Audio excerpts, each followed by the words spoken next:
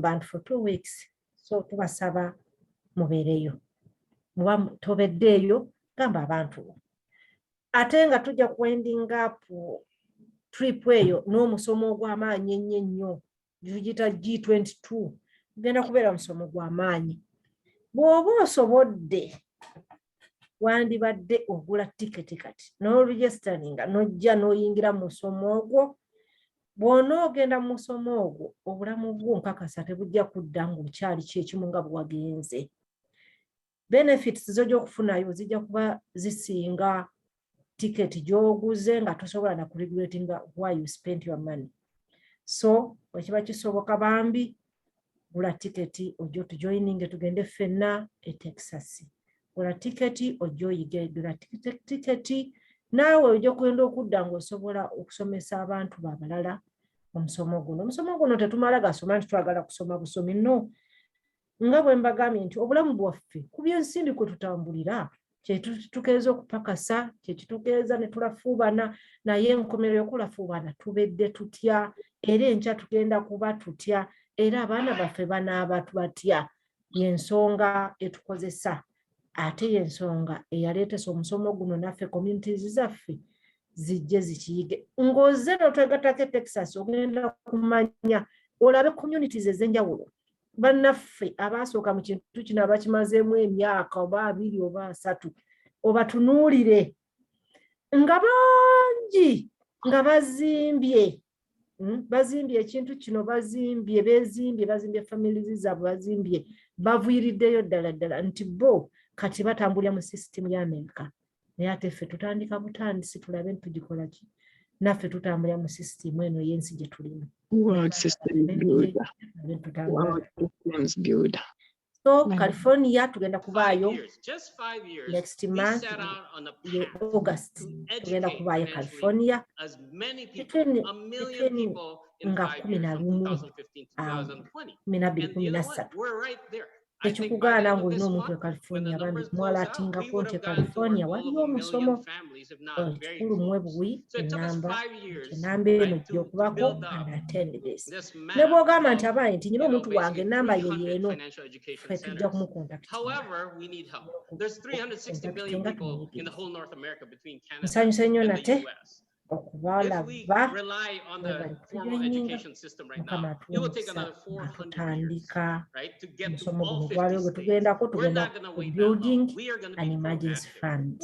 Twamaliriza amabanja tugamanaginga tutya, twalabye density roll-up tugikola tutya, tuyamba etya okulaba nga tweggyako amabanja amangu agandi badde gatwala emyaka.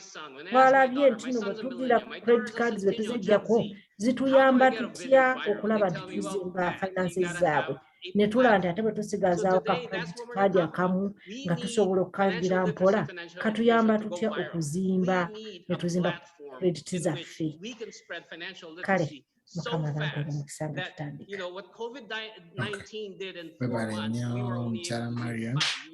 But if we have a good platform, if we have a platform that works, then we can spread financial literacy.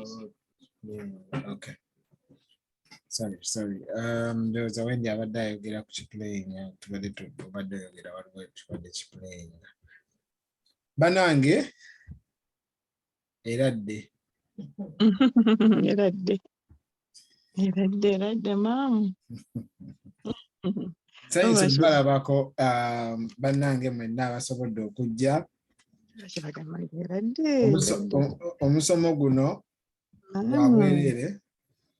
Kakati ensonga lwaki kiba kirungi nnyo ne tugusharinga ne bannaffe ne tusobola okusomera awamu, kubanga nga bwe ntera okubabuulira nti buli gwe lwokola ekituufu omuntu munno n'atakikola agenda kukumenya.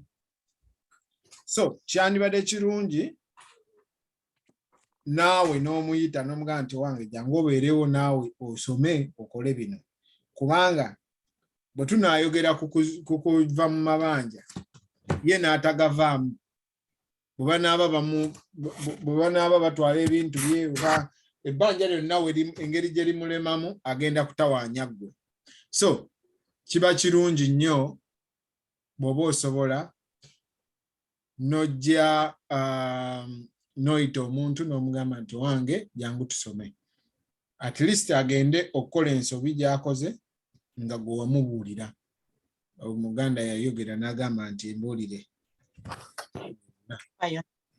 So, nze Michael Kakande abamu bampita Kapalaga era ndikkiriza ndiwulira era mpitaba. Ndi muyimbi wa ggwanga lya Uganda. Tendi munnamawulire naye omulimu gwange wano mu America kubeera nti nsomesa ebyenfuna. So omulimu ogwo gwe nafunamu license okusomesa abantu baffe kwe kusalawo ne tugamba nti tukoleyo ekintu mwe tusobola okusomeseza ate awamu nga buli muntu bw'aba asobola okujja ne yeeyungako n'awuliriza ne tusoma ku ekyo kye tuba tufunyeemu. So ogwo nno gwe mulimu gwe nagunjukira mu America wano. Nga Namande bw'ayogedde tuyina abantu b'e Texas tugenda beerayo okuva nga 15 paka nga 24 tugenda kubeerayo nga tusomesa. Nolwekyo abantu bangi nnyo b'omanyi abagenda e Texas baweereza essimu yaffe twogereko nabo bayige ebintu bino kubanga nabo bibakwatako. California tuyinayo people power naye bwe tunaabeera mu people power ate era tujja kubanga tusobola oba oliawo n'okwogeramuko ate era ku bintu bino ebyenfuna. Kale no omwezi gw'omunaana ogwo tujja kubeera e California nga twogerako n'abantu baffe ab'esayidi eyo. Jjukira nti omulimu gwaffe oba ultimate goal yaffe kulaba nga ffenna wamu tuzimba kye tuyita financial foundation. Twagamba nti eno yenzimba oba ye nja kusaba omyutingeko.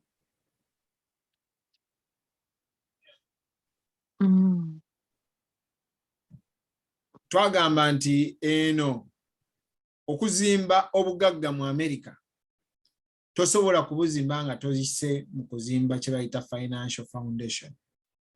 So financial foundation eyo ogizimba ogiva ku musingi gwe bayita protection.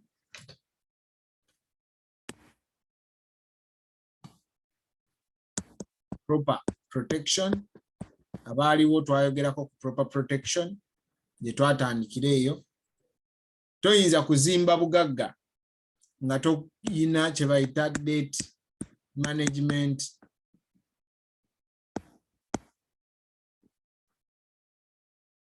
Toyinza zimba bugagga nga tokoze kye bayita emergency fund.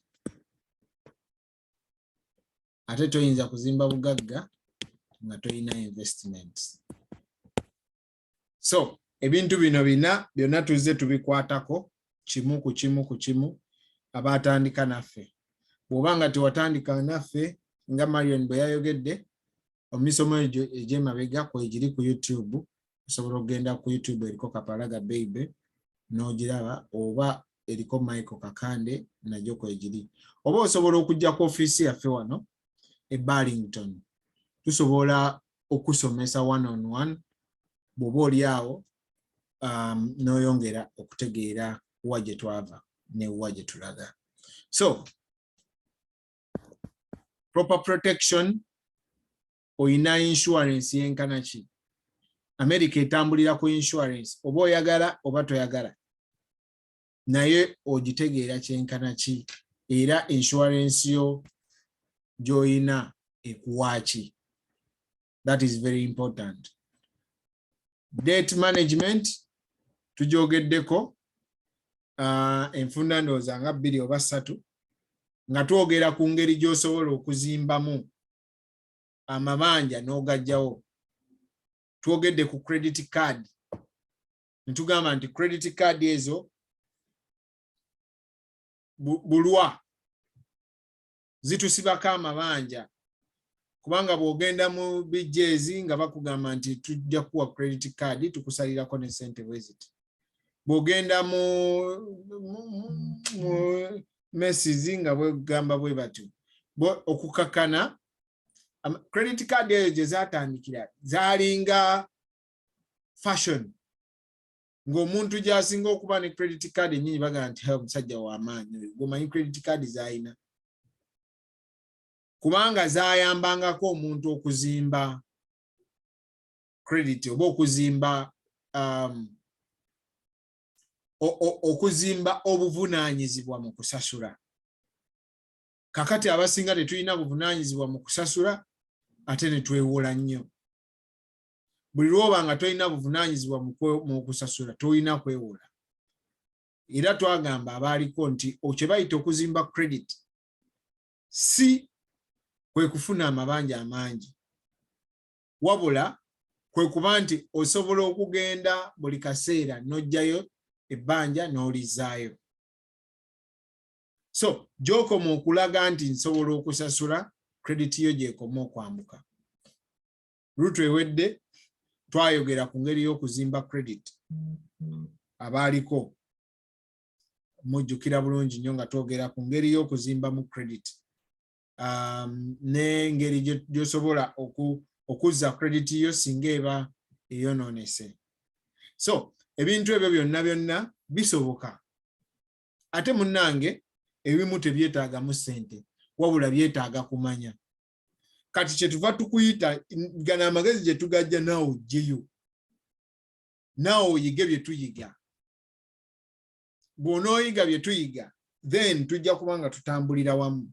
Waliwo ebintu bingi gy'oba tokyasobola kukola olw'okuba oyina information. Kyekyo kye bagamba nti information is power. Okumanya kye kisinga obukulu. So naye omanyi kyenkana ki. Naffe tetumanyi nnyo wabula byebyo bye tusomako bye tujja ne tusharinga. Kati naawe kye tuva tukuyita nti jangu tusome ffenna. E Texas eyo tugenda kubeerayo n'omusomo si gwaffe si gwa bannayuganda. Gwa Amerika yonna. Era okuyingira oregisteringa ne $175. Ffe tujja beerayo era tusome. Naye bino bye tukuwaako bubeera busamambiro ku ebyo bye tusoma. Ekiba kirungi nnyo ne wejjira gwe n'otuuka ku nsulo. Naawe ne wejjiramu ky'otegeera oba oli awo ne tusharinga information okusinziira ku buli omu kyaba yategedde. So mwebale nnyo okutuninganga abakeera wano n'abasharinga link tutambulire wamu. Njogedde nti twayogera ku debt management. Njogedde nti twayogera ku proper protection. Olwaleero njagala twogere ku kye bayita okuzimba emergency fund. Ebiseera ebisinga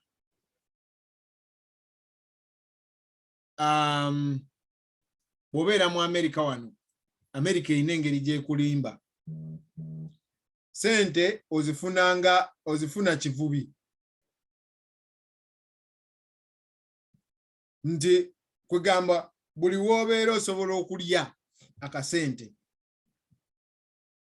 Omanyi nti n'enkya nja kufuna kasita. Now, the fact nti n'enkya Abaganda ekintu kye baayogera abasajja abo Abaganda baalinga bagezi. Ndowooza n'abaakati naye oba ab'edda baasingako. Basajja baagera nti oziryanga kivubi. Kati naffe wano mu Amerika ssente tugenda ne tuzirya kivubi. Olw'okuba nti tumanyi nti n'enkya nja kufuna. Kakati olubiseera ebisinga olw'okuba omanyi nti n'enkya ojja kufuna. Y'ensonga lwaki ogenda okumaliriza nga in actual sense tosigaza za nkya. Kubanga n'enkya oyina lwako. Abavubi buli lwavuba amanyi nti ennyanja tennakalira. Tegenda kusenguka, kakati n'enkya nja kuvuba. Kati zaayero zenfunye kanzirye. Kye bayigamba nti ozirya kivubi. Now, olw'okuba nti omanyi nti n'enkya zijja kubaawo kyova toterekako kasente. Ekizibu ne kijja enkya lw'obadde walowoozeza nti nja kuba nkoze ez'enkya, ne kikublocking okugenda okukola ate nga tolina sente zigenda kukubeezaawo. Bw'ofuna ekizibu, tugambe ofiiriddwa, oba tugambe olwadde, oba emmotoka efudde, oba ki. 1, oba togenze kukola, bw'ofuna ekizibu, this is the reality behind. Bw'ofuna ekizibu olwaleero, today, ofunye ekizibu, kitegeeza togenda kukola.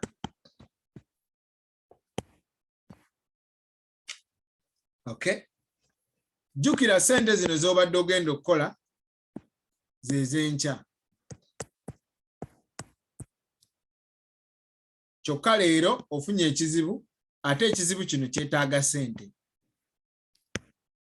Kakati ate ez'enkya tozirina. Kitegeeza nti ne zino ez'enkya kye zibadde zigenda okukola, era nakyo togenda kisobola kikola, ogenda kimiisinga. Kubanga sente ze wandikoze enkya tosobodde zikola because tokoze. Now, olaba cycle eyo bw'ebeeraawo n'oba life yo n'ebeera nga etawaanyiziddwa okumala ebbanga kubanga wafunye ekizibu kimu bwe kiti. Kyakukyusiza timing. Kati kyekyo abasajja naddala abantu abakola mmere ya leero kye bafuna. Kye tugamba, kye twayogerako luli nti ekizibu kyaffe tukola paycheck to paycheck. Buli lw'okola paycheck to paycheck ogenda kufuna ekizibu ekyo. Kubanga cheque buli lwejja ngoga nti eze ya $9. Ate olwenda luno ngenda kujjako rent oyo mumazi. Kati ng'olinda wiiki ejja. Wiiki ejja ng'ofuna olwenda olulala. Ngoga kati olwenda luno olwa wiiki eno lwengenda ofuna eno ngenda kujjako abaana basasulireko ebina. Then ebitaano ebisigalawo emmotoka eyo yeetaaga okukola service ngenda giteekamu 10. Kakati nina okuwaako ab'e Uganda oba maama w'abaana $2. Kakati gundi akyamanja ebina bye. Naye ebyo ebina nja bisasula ku wiiki eri eddako. Kati wano kansooke mmaleyo wano. Eyo ye paycheck. Togenda kusobola kukuŋŋaanya bugagga. Togenda kusobola kuŋŋaanya sente. Because kati olwenda luno olwedde lugenda tonnalukolera nno olubalidde bino ebina. Naye tonnalukolera tomanyi oba n'omulimu oba n'omuntu gw'onookolako anaaba afudde nga toyinamu omulimu. Naye gwe olubajeti nze nti kati ebina by'onaakola wano by'ojja okusasula nammanda akubanja. Kakati bino bye bagenda okuwa wiiki eno gy'otannamalako ng'okola wiiki eno k'ogenda okusasula fees owa Tom. Kakati ye Allen agira alinda wiiki eri eddako kasita ye wa primary. Life yaffe bwetyo bw'ebeera bannyabo ne bassebo. Ekivaamu olwenda luno bwe lujja ono ow'ebina agenda okutuuka ng'ate Allen baamugobye. Kati Allen yeetaagayo ebisatu. Kati okusasula ono akubanja ebina versus okusasula Allen nga awaddeyo fees za Allen addeyo kusomera ali mu P7 asinga. Kati ono n'otandika okuyomba naye tamanyi lwaki tomusasula. Naye n'omusuubiza nti olwenda olunaddako kakati mweyo wiiki ng'eggwako ojja kuba omukoze ki omusetolinze. Kati wakulinda Nogamba bannaye musajja musuubize ebbanga kamuwe ebinaabi kati n'osigaze ebitaano wiiki eweddeko eno wiiki tuli mu yakuna kitegeeza omwezi guweddeko osigaze ebitaano kati oyingira olina okusasula amazzi olina okusasula intaneti olina okusasula kati olinako bitaano nogamba kakati wiiki eno eddako olwenda lwennaafuna sayiko neddamu okukakaneyo sayiko egenda kutambula ekutwale oyite emyaka 4 oyite emyaka 5 oyite mu 6 oyite mu 7 oyingire 8 nga tomanyi kubanga obadde mu sayiko ya enkyamu nsasula ono luli nsasula ono kati bwe kituuka ku wawuba sente zanoonya zagenda ku kkubo kangende ku kkubo noonye ez'amasannyalaze noonya meka noonya 150 nakifuna nagaa ekyo kiwedde emmotoka bagibanja noonya meka noonya 4 nagivuga wiiki naga kati ekyo ziwedde kati oli kuŋŋaanya ddi sente ogambe nti neefuniddeyo ku sente yange yiino ogambe nti neefuniddeyo ntereseewo sente zange ebbali ziizino zigenda kunyamba singa omwana alwala oba zigenda kunyamba singa emmotoka efa akati ekyo banyabo ne basebo kye tuyita emergency fund. Emergency fund oteekeddwa okubeera nayo okusobola okuzimba kye bayita obugagga si mu America yokka naye ne mu nsi yonna oteekeddwa okubeera ne kye bayita emergency fund.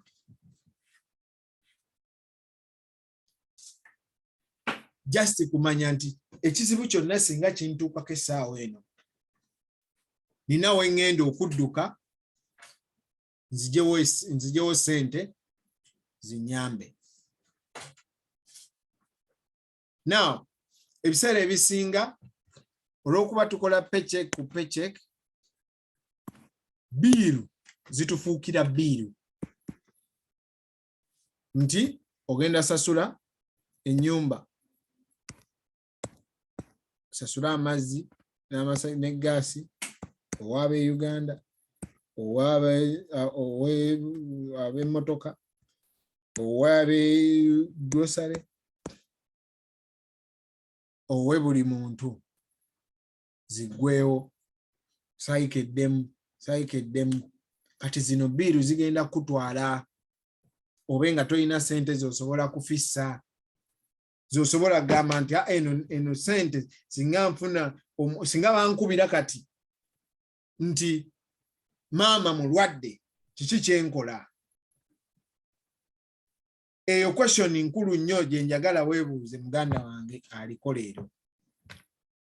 Singa bakubira leero ne bagamba nti oli awo nti maama mulwadde oba omwana mulwadde kyekiddako oyina sente ezisobola okulongoosa omwana oli mu America era ffe abali e Uganda bwe tutuula mu bitebe byaffe tugamba nti mukubire Angela ali mu America. Era ffe e Uganda bwe tuba tukola bajeti zaffe ne tugamba nti David nti oyo bannange oyo takola nno sente oyo wa boda mutegeke $50 ajja kugisobola. Akati ani omulala nti James nti oyo musalamala muteekeko $1,000 ti namande oyo oba bajeti yonna tugimuwe.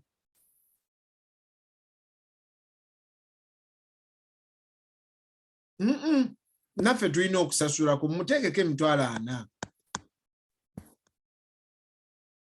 kati ffe nga twefunamu omuntu akubira kasimu ng'avuga nti olukiiko lwatudde wano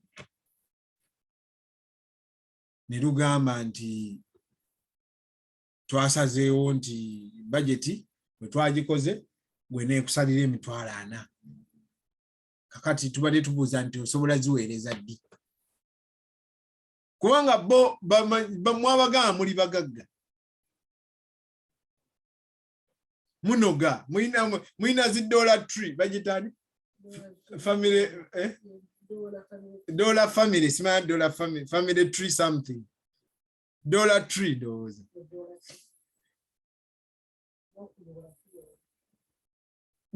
Muyola. So, kati bwe bakuteekako ka budget ate bo bakoze musango ki. Naye era naawe olw'okutya okuswala okugamba nti nno banaagamba batya, kyova osalawo n'okola ki, n'okwata essente ezo zonna nga bwe bazisabye n'oziwaayo ogutali musango. Naye owaddeyo ssente zino $, kale 15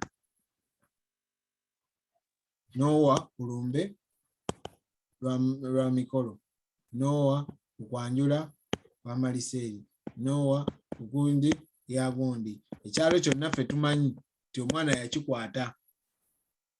Naye singa olwalamu wiiki emu kuffe ffenna bozoowa, ani anaabeerawo akuweeyo yadde $5?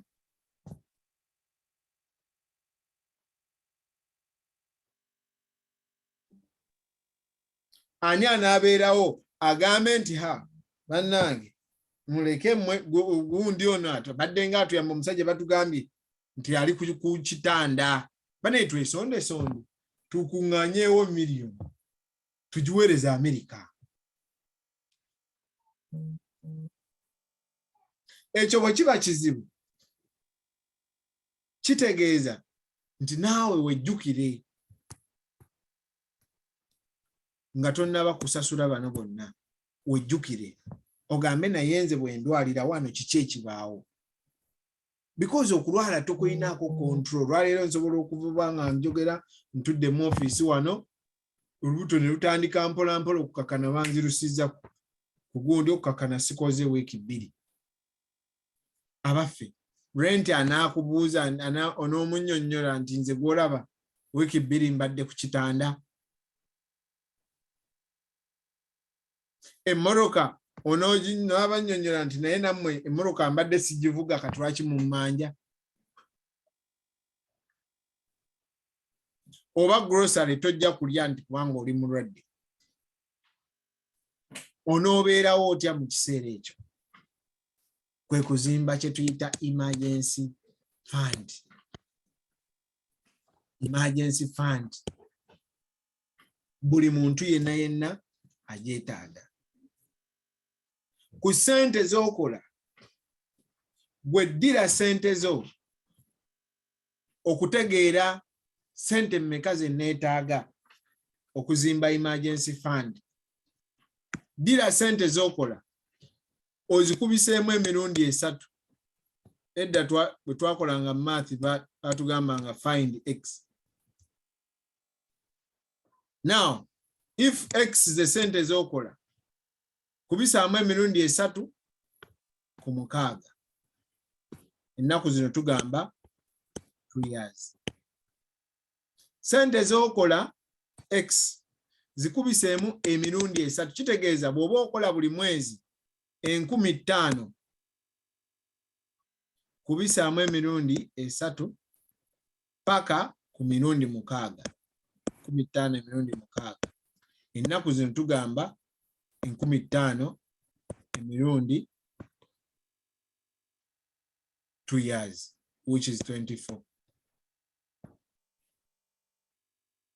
Kitegeeza bw'oba tolina $1.5 ekitono ennyo ku akawunti nga tewali kye zikola, oli bubi. Tuli bubi nga nange mwendi. Tuli bubi, yesaawa tuzuukuke. Because singa ekintu kyonna olwala olwaleero nga kyolwadde kigenda kukubeerako okumala kambawo ekyokulabirako si story, true story yatuuka ku nze. Nali nkola mbalalu ne ndwala omugongo. Ne bampa workman's compensation nkola emirimu ebiri. Workman's compensation ekuwa 65% ya sente z'okola. Kakati omulimu guno ogumu gumpadde 65%. Ate guli omulala gwe mbadde nga nkola. Bo tebamanyi na gye nalwalidde, so bamanyi kimu nalwadde. Already guno tegukyampa 100%. Ogwokubiri siinaayo. Kati nga kikye nina okukola. Nga nina okuyiiya okukola nga te ku 65% eno because temala. Nalwadde omugongo kye nakola nateekako obuteesi app yaki? App ya Uber. Naye nga nalwadde mugongo. Naye nga siina kyakukola. Ebintu bino nno nze bye byaŋŋambisa nti kansome koose eno nsomesa abantu baffe because bangi balinga nze. Andi bwe tutamanya tetugenda kukyusa life yaffe. Omugongo gunnuma naye ntaddeko app ya Uber because it is the only way I can survive. Kufuna ngeri gye nnyongerezaako ku ssente zenkola ki? Zenfuna 65% temmala. Tugambe eyo mbadde nfunayo ebina. Kakati ebina bampa 65% ziba mmeka ezo?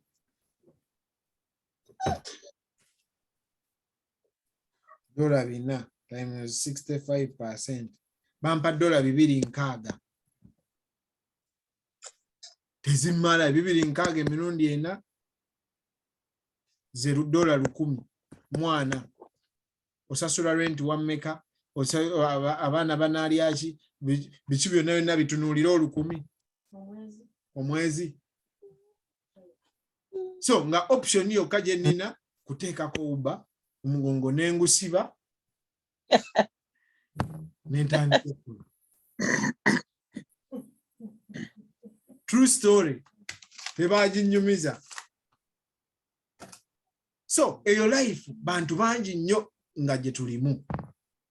Singa nayina emergency fund yange nga nina omutwalo gwange gumu n'ekitundu, kale guli somewhere gutudde nga nsobola okujjangako ne bwe luba 10 buli mwezi nendwongera ku 10 luno lwenfuna ne mmanya nti kantetenkanye 12,000 kubanga ndi mulwadde nja kekkereza nandibadde nga ate omugongo sigukosa.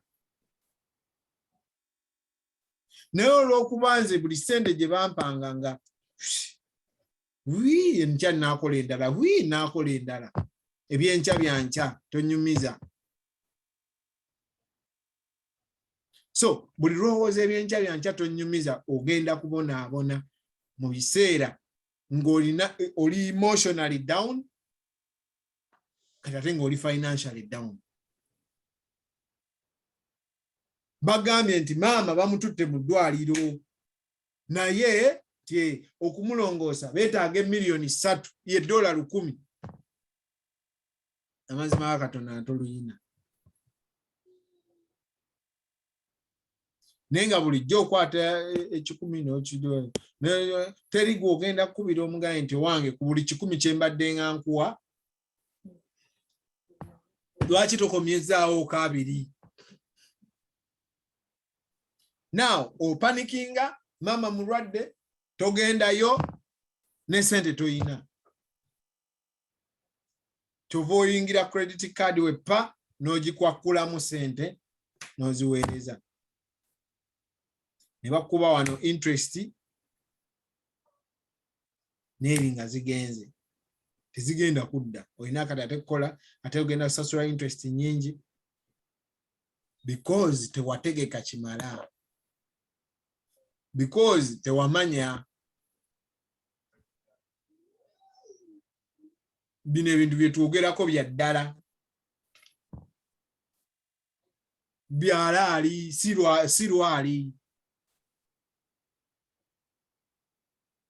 inze singa wandabako ebiseera ebyo sidda nnyo mwaka guwedde mwaka 20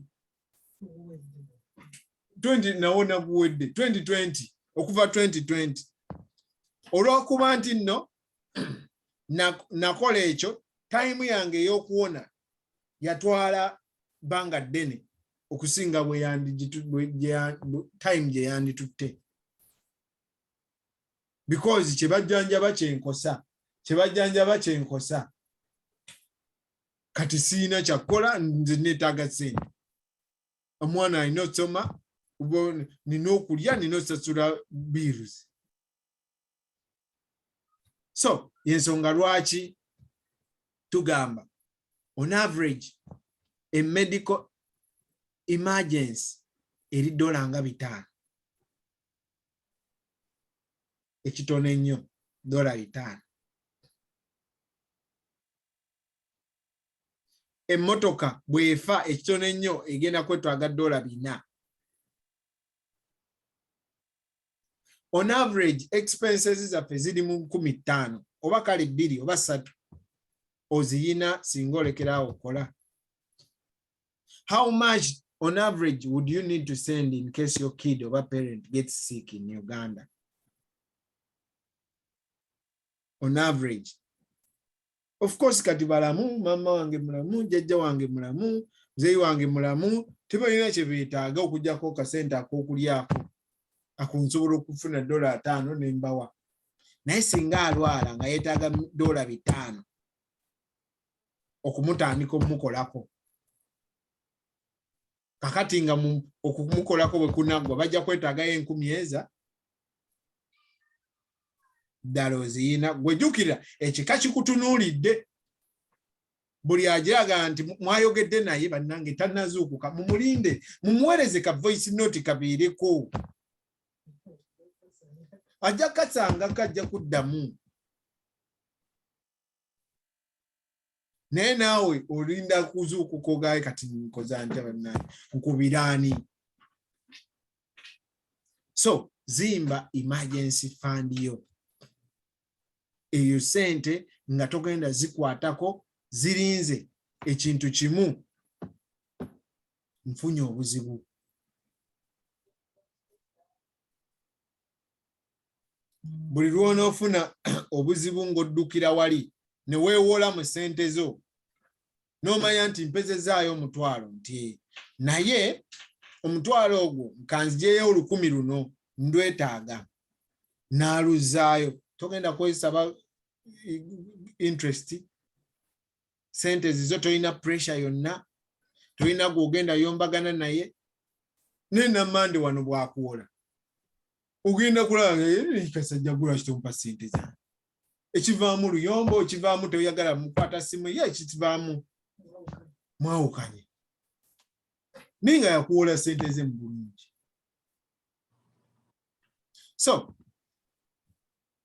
emergency fund tugiteekewa savings account eyina high interest rate ng'ate eri easy to access. Open up a new account separate from the bank account you use. Bank account gy'okozesa togi saving ako emergency fund bakulimba omanya weerimba terina akulimba. Banka yennyini gy'olina noga nti gy'okozesa kankubuulire buli lwa savinga sente oba otuuka mu $1.5 $1.5 ze sente mmeka ze miliyoni nga 5 miliyoni nga 5 nga 5 oba otuuka mu $1.5 ng'omwana akuba baaba kano baaba masavu kana akataka leero baaba kano masavu singa obadde olina wojja miliyoni 5 kano tetukaleka miliyoni 5 ozituuziza kweziri ozirabako omwana agamba masavu tomanyi ekivaamu ng'okakwata ng'oga nti naddamu n'enzimba ng'ozikwata ng'oziweereza kakati watya ng'obadde wakazijjako wiiki emu omwana n'alwala namutwala mu ICU olaba bw'ogenda otunda akataka kewaguza 5 miliyoni 3 ofune sente ezijjanjaba omwana naye ng'olwo osabye nnyo lwaki sente zino zikuli kumpi oli bw'akugamba nti muganda wange omukolo guntuddemu nti olowooza nno twaguze gundi kasuze kati olowooza twamukutte naku nze simanyi nakumanya tugenda kutwala neetaaga miliyoni 3 ogenda okibalamu nga mubutuufu ono bulaadi nga muvudde wala mukoze ebintu bingi nnyo kati ayagala miliyoni 3 omukolo gwe gunyume kyokka gw'olina akanaana katudde ku akawunti okatunulako bwoti ekivaamu ng'ogamba nti omanyi kanjiye wano omukolo gulina okunyuma ng'okkakanaana ng'ojjako 10 ate 10 nalwo naye 10 oluwaddeyo sigamba nti temuwaayo saagala kunfuna bubi sigamba nti temuwaayo naye 10 luno bw'oluwaayo osigaza 7 ekizibu ekijja ekikyo olowooza kyenkana ki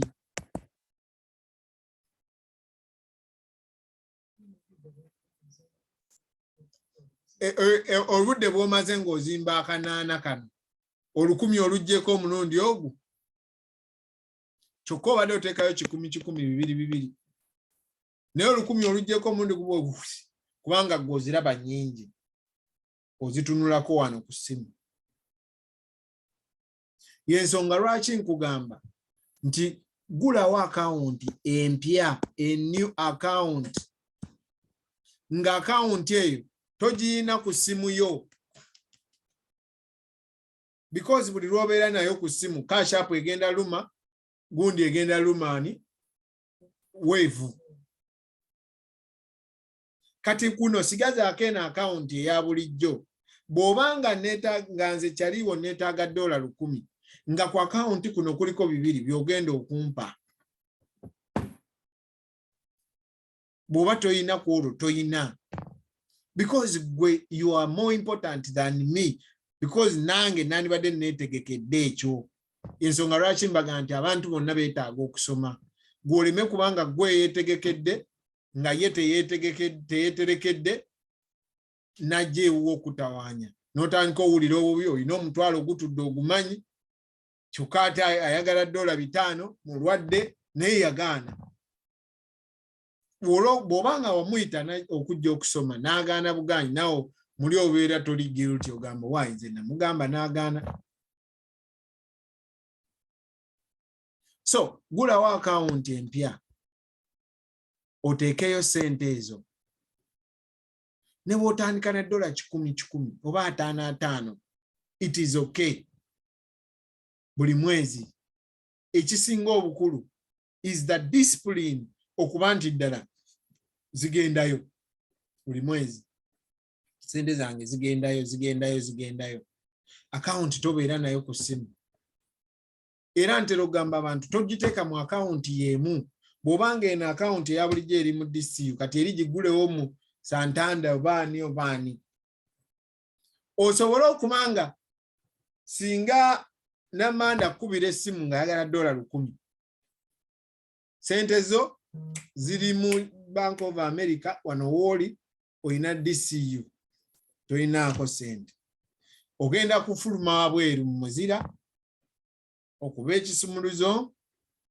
ogivuge ogende ku Bank of America o withdrawing $10 lwayagala ogivuge ogende ku DCU oluteeke ku kyuma olufune ku simu osobole okulumuweereza.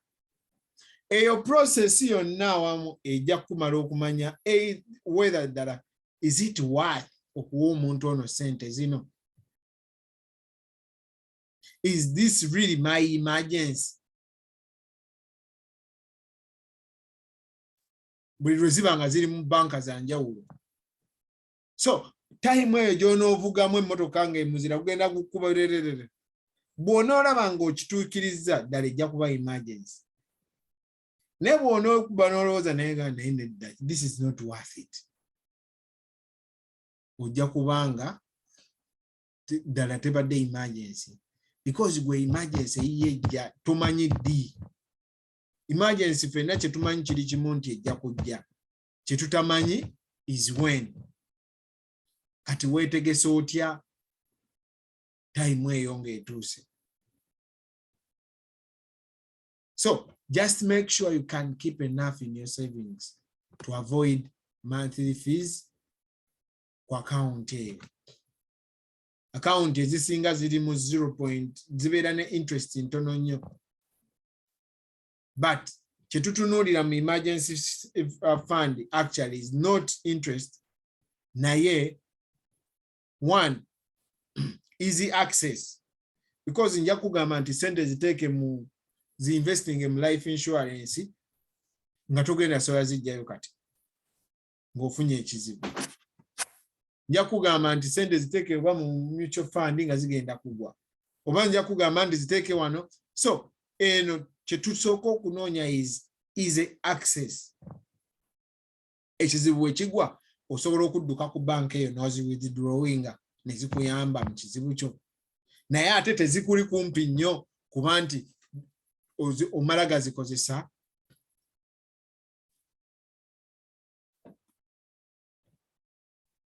Ogizimba otya emergency fund? Calculate the total that you want to save. How much do you want to save? Sooka obale ebintu byo byonna byonna.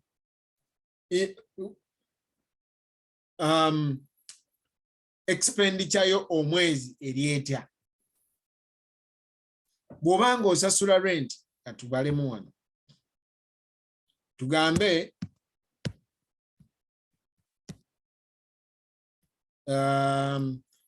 namande mpayo figures wano.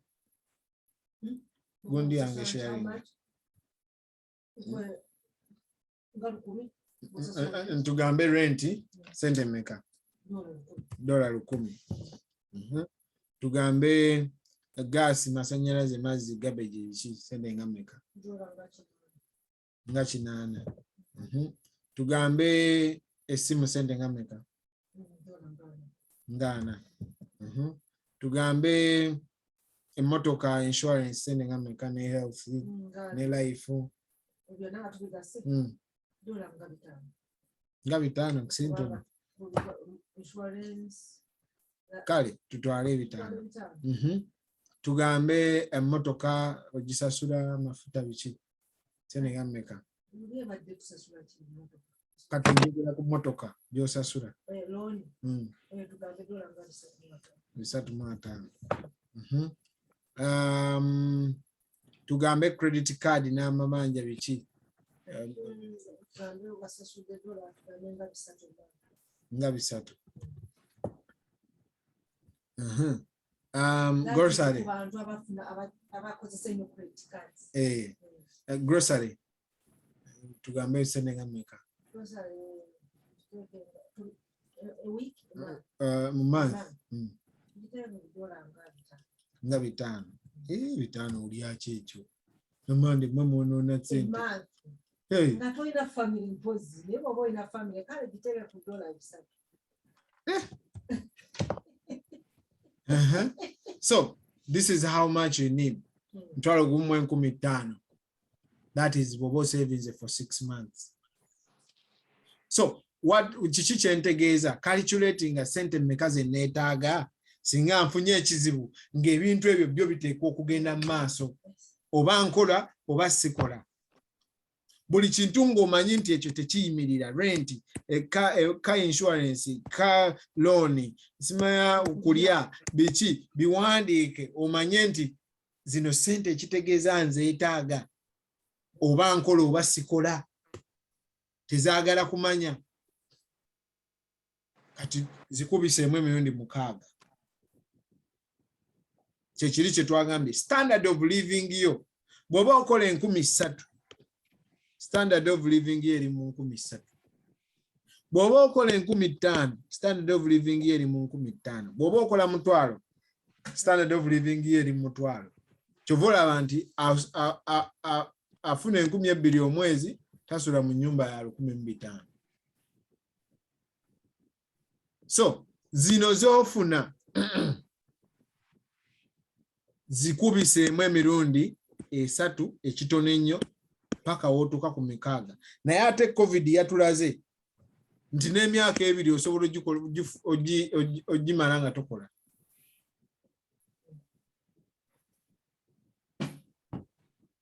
Just imagine, tuzibirize ffenna tulowooze. Mukama Katonda yatuwa ekisa. Singa COVID we yajjirawo abantu abannayuganda tebaali mu health departments bandibaddewo batya? Gwe just zibirize okirowoozeemu nti singa wajjawo obulwadde nga COVID bwe yajja nga tebukukkiriza kukola mu health, oyinza kubeera otya? Oyinza kubeerawo otya? Kubanga abantu bonna ab'e Uganda batunuuliranga mmwe. Naffe abali wano naffe tutunuulidde ggwe. So kitegeeza nti in actual sense weetaaga emyaka 2 egya emergency. Naye kale oba emyaka 2 gikyali mingi, tutandike n'emyezi 3. Bwe tugimalayo tugende emyezi 6. Ng'omanyi nti ezo ssente zitudde zirinze in case nfunye ekizibu. Then set a monthly savings goal. Ogambe nti buli mwezi ku emergency eyo gye baŋŋambye ngenda teekangayo $200. Oziteekengayo automatically okuva ku account yo zigende mu bank eri automatically. 200 situnulayo eyo baŋŋaana okutunulayo. Oba moving a sente mu account eyo automatically ku mirimu. Bw'obanga omulimu gwo gukuwa kye bayita direct deposit, osobola okugenda ewa human resource n'omugamba nti wategedde nti njagala ku account eno oteekengako $200. Oba kale tugambe nti nno okola $,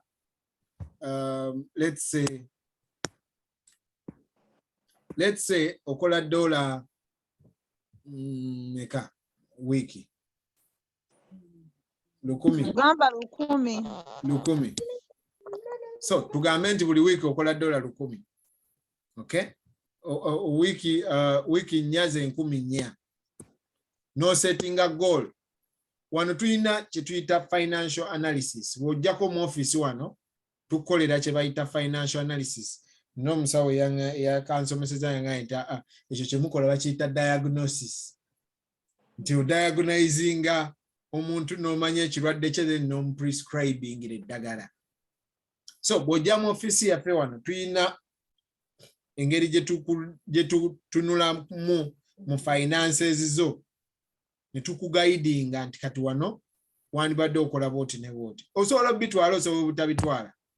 Omulimu gwaffe kubuulira ky'olina kukola.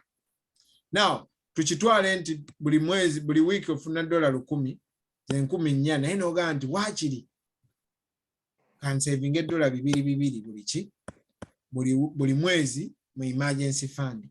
Kitegeeza $5 zigenda kuva ku paycheck oba $10 bw'oba ofuna gundi by weekly. Ng'ogende wa human resource ng'omuntu wategedde nti account eno giraba number yeno routing number yeno buli paycheck nzijaako 10 kintere ku account eno. Ezo sente zigenda kuyamba nga tozitunula nako. Guess what? Bw'ofuna 4,000 ogenda zikozesa ziggwewo. Bw'ofuna 3,000 zijja kumala. Bw'ofuna 2,000 munnange zijja kumala. Bw'onoofuna 10,000 era nalwo lujja kumala.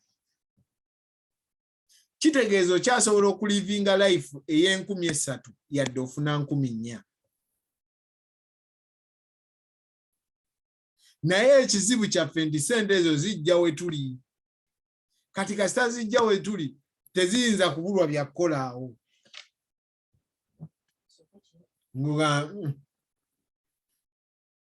Awo nja funa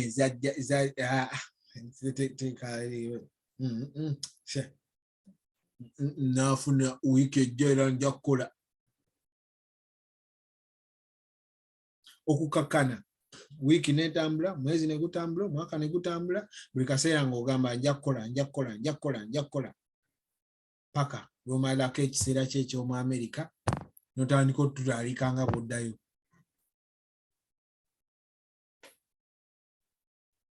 So kwata sente ku sente z'okola, gende wa human resource omugambe nti nzigiraako sente bwe ziti oba $5 ozintere ku akawunti eno. Ezo $5 togenda zifiiringa, sente zo zigenda kuba zimala, kyokka weewuunye ng'ate olinayo akasente k'osavinga muki mu emergency fund.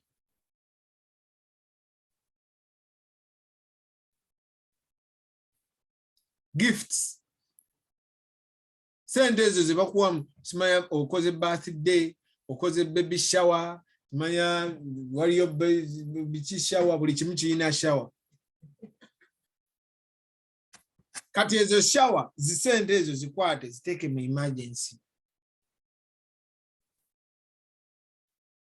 Gwoba okozeeyo kubanga abantu bano bagenda kujja era tugenda kujja ng'ozaala okola birthday ffe tukuleetere n'ebirabo, naye tetugenda kujja tukuleetera ebirabo ng'olwadde tebakikulimba.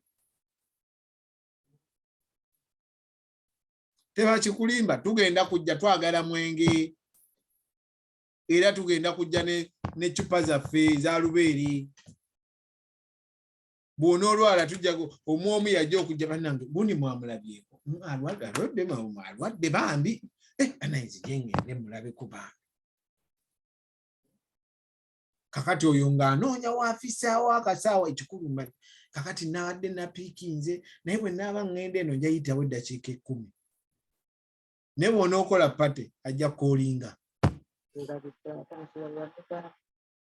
Ajja koolinga agambe nkola nnyo nange. Kitegeeza nti abantu baagala nnyo pate okusinga gwe ng'oli mulwadde. Kati ekyo tandika okirowooza. Essente ezo ze tukuwa zitandika ozipulaningira obulungi ziteeke mu emergency fund. Such that time eri nga tetusobola kujja wooli osobola ozikozesa.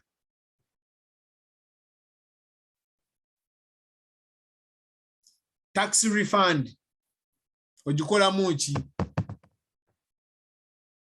Obala omusolo ne bakuddiza $600. N'okateeka wa? Singa nkubuuza nti wakamala emisolo emyaka 5, ndaga buli ssente zozo bakuddiza, ndaga we ziri.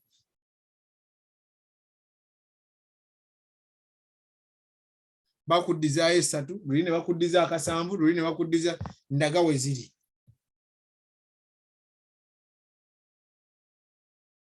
Oyinza okuba nga tomanyi. Now, ezo sente ze bakuwa mu tax refund zikwate oziteeke mu emergency fund. Zikwate ozitereke ogambe ekizibu kyonna nfunye ennya zange zino naye ekizibu bwe kijja kyezigenda okukolako. Naye fe oluzikwata obanga ozirindirira ngamba kasente zimanyi kazi. Kali kakasente kaludde okebera kaze. Ha! Wefuuliwa shwi nga kambuka. Eyo gye kagenze ddala singa ofuna ekizibu onookajjayo ne kakuyamba wano w'oli mu Amerika. Kale ozimbye ebizimbe, oyina amakalina, oyina za apartment, bannange oli wa kabi. Ezo ssente ozijjayo ddala kweri ne zijja ne zikuyamba nga ofunye obuzibu wano.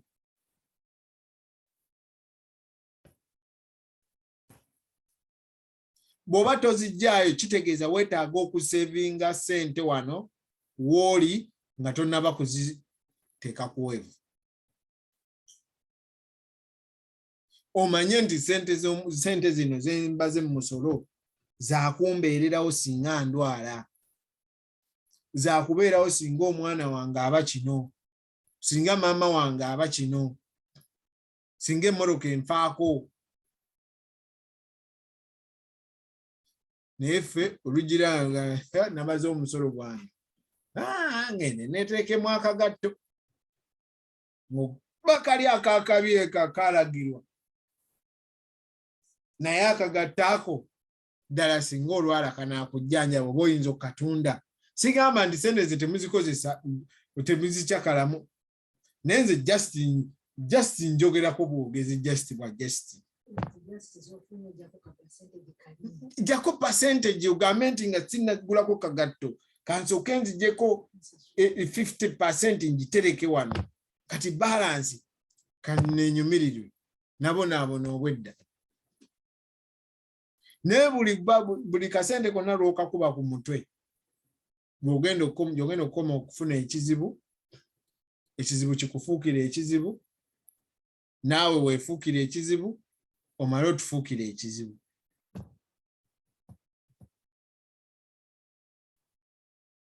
So, assess and adjust contributions. Sente zo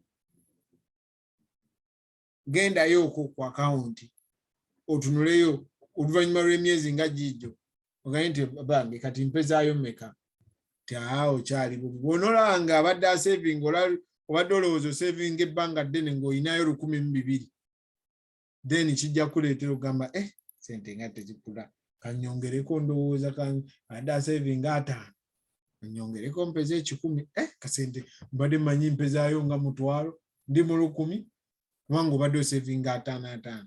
Ekyo kijja kumotivatinga because jjukira goal yo yakusasula yakubeera ne ssente zikukuuma emyezi 3 ku 6 eza ssente z'okola omwezi. So beera awo ng'omanyi nti ng'osobola okutunula n'ogamba okay naye akasente kenkana kino zino ssente ntono. Tibayita emergency. Ekizibu kijja essaawa yonna.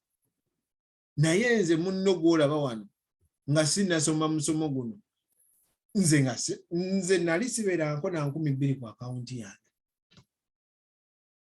naye nga nkola emirimu 3.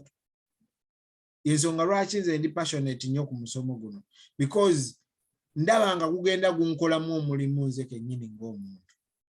Kati ogwo omulimu njagala nnyo gukolebwe ne mu muntu omulala. $5 nze nembeera nabyo ku akawunti, 5 bwe biti nga ntandika okunoonya kyali wange bwe twasomanga. Kati gw'oliwa story kiki ekigenda maaso?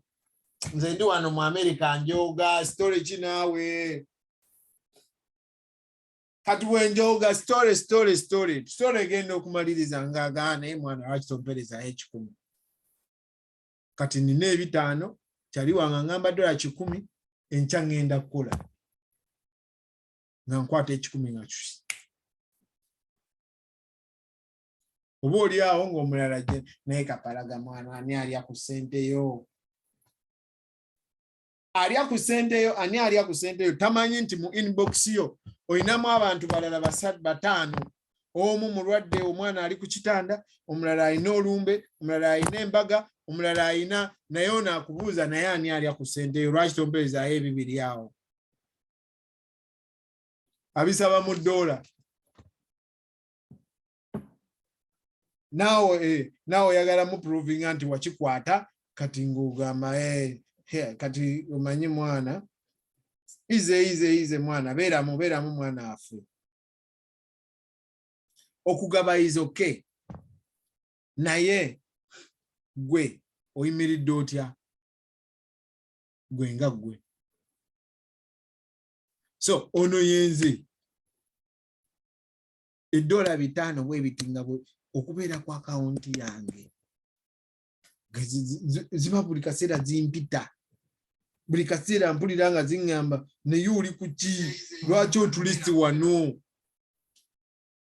So buli kaseera mba noonya nga buddeko ani. Okugaba kirungi naye nze kindeseewa singa nfuna ekizibu. Bw'omala okutereeza ebizibu byo kati it is okay. Okugaba gwe mutima kyekitukozesa zi foundation kyekitukozesa biki. Naye omwana agenda kukubira esimu agaye tuli eno mu kujooga esente ebbaala yakutte naye siina musoko oweereze wanaabiri mwana maama nsooke nkinywemu. Enne $20 gakugamba $6 meka? $6 zisaawa meka? Kisinzira bw'okola naye minimum zisaawa nga 5 z'okoze 5 hours. Zisaawa nga 5. Omwana agaye nti soko kimpe nkinywemu. Kati gwe ngukwata essaawa 5 ng'osooka ozimuweereza ng'akinywamu. Naye wojja enkaaga zino, enkaaga tezirabika nga nnyingi. Naye n'oziwa abantu 10 olwo 6 bw'oyimiridde otya?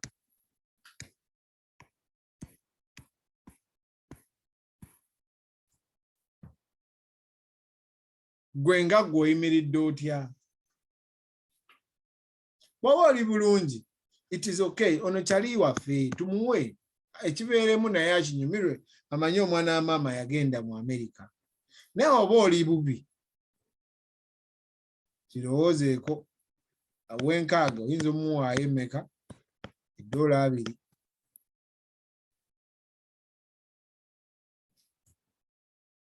Lwaki? Because oli important.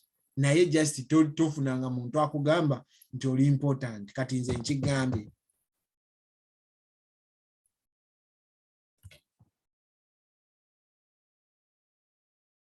So teeka sente waliwo zi money waliwo zi savings account teekamu sente. Waliwo eza online teekayo sente.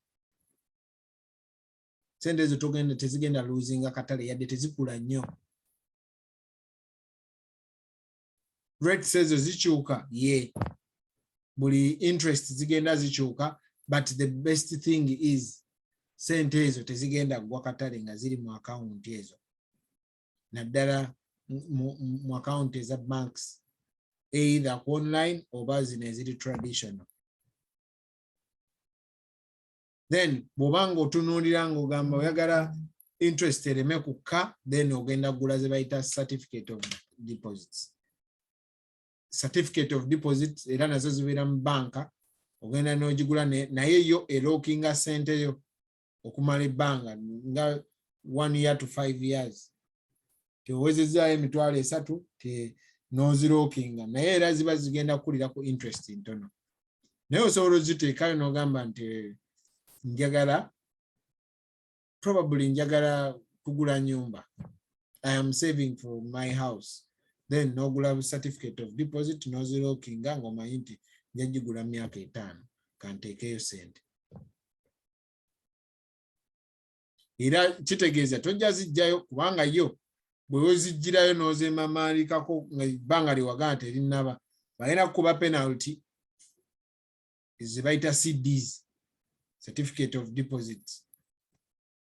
So osobola okuteeka mu sente. So teeka sente mu ze bayita money market accounts. Era ezo zonna zibeera mu banka. Bino kati leero bye nkugamba oyinza obutajja wano ojjawo bikuklarifyingira naye njagala obyekolere eyo. Wano ojjawo mpozi tukole financial analysis nkugambe nti kati zino sente z'oyina osigaza sente bwe ziti. Zino tuzaawulemu tuziteekeko wano, zino tuzaawulemu tuziteekeko wano, zino tuzaawule tuziteekeko wano. Zino ziteeke mu account gye twayogerako eya emergency fund. Gwe mulimu gwange. Bw'otakikola sigenda kubeerayo yadde okumonitoringa nti lwaki tewakoze kye twayogera. So ye discipline ensonga lwaki tugamba jangu osome okole bye tukola part time.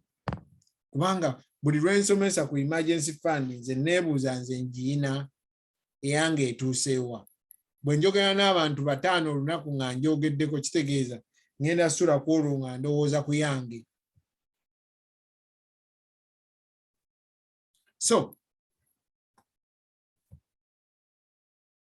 tukwate essente tuterekeyo tufune ze bayita emergency fund.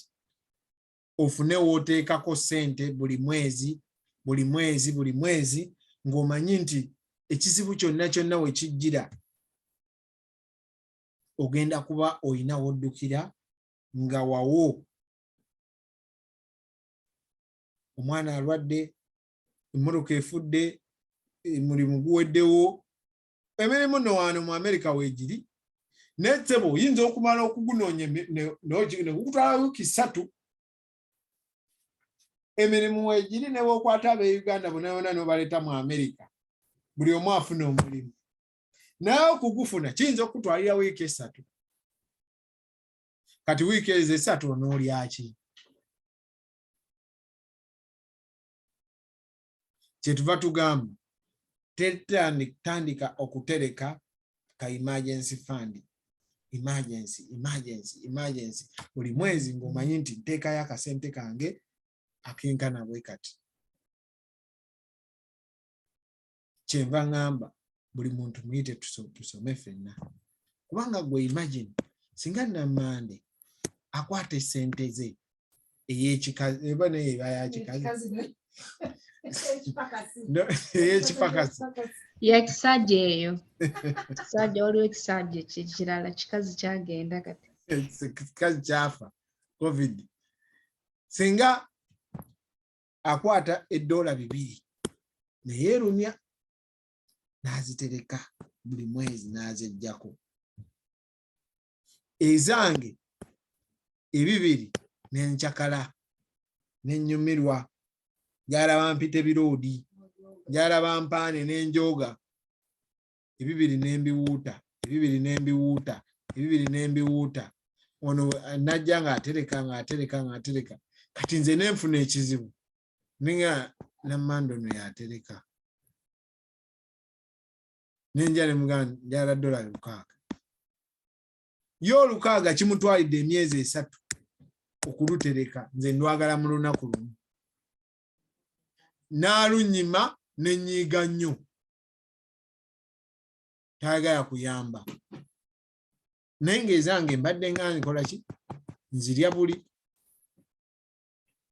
So njagala omuntu afuna entondo ye nga yategeera ekyokukola n'akigaana bugaanyi.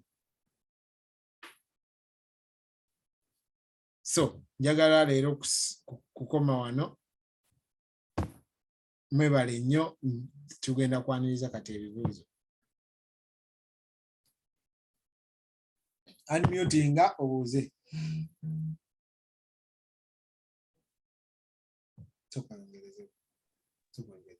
Ssebo nkulamusizza nnyo ne musomesa muno Nammande n'abatuwuliriza mwenna. Lwakuba sikulaba oba n'ayogera. Faizo esaabi waggulu awo. Ssebo mwami Faizo. Kaakati ekibuuzo kyange kigenda ku insurance awo. Newankubadde leero tetwogedde nnyo ku insurance. Njagala kuzzaayo ku emabega. Kaakati bw'obanga osavinze ng'oyingidde insurance n'osavinga, for example ocontributinze emyaka 2 oba mwaka gumu,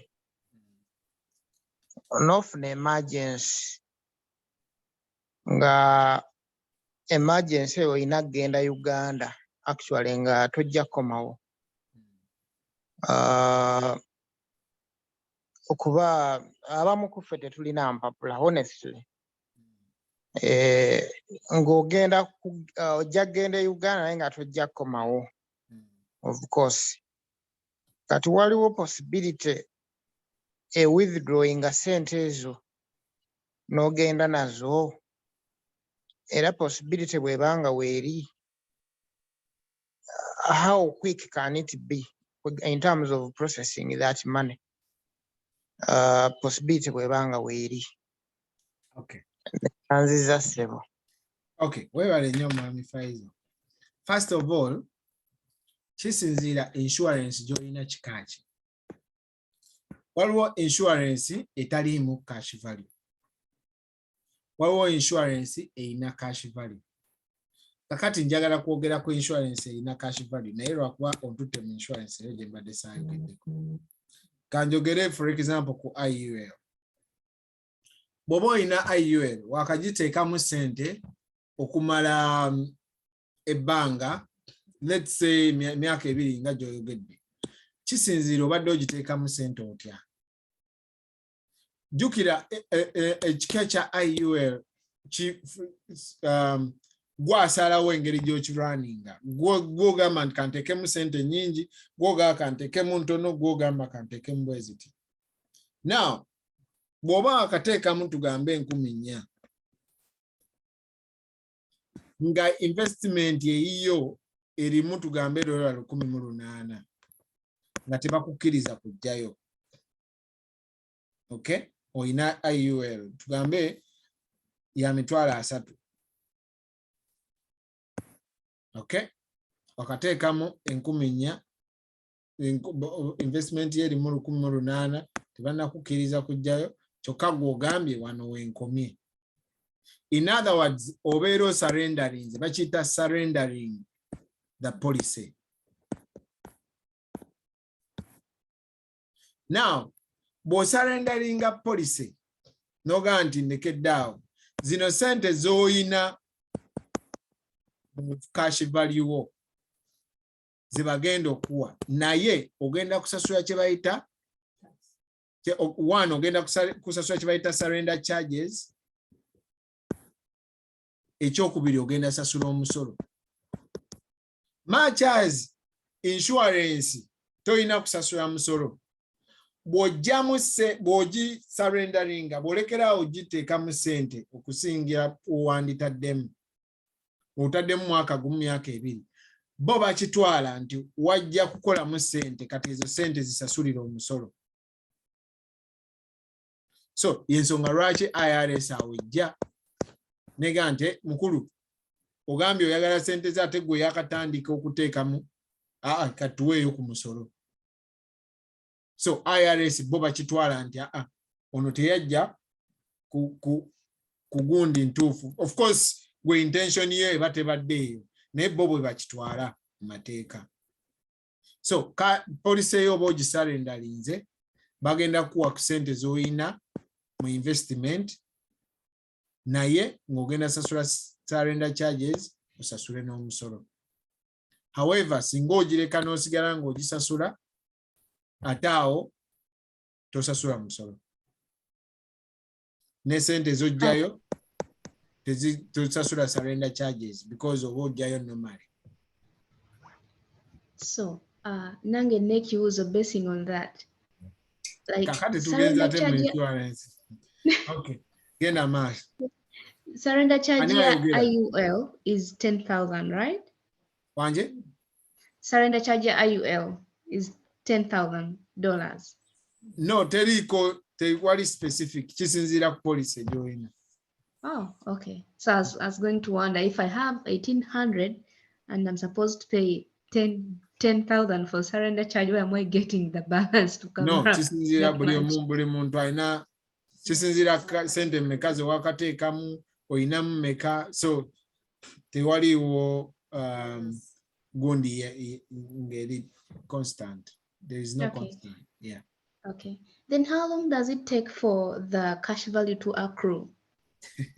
To show up there? Yeah.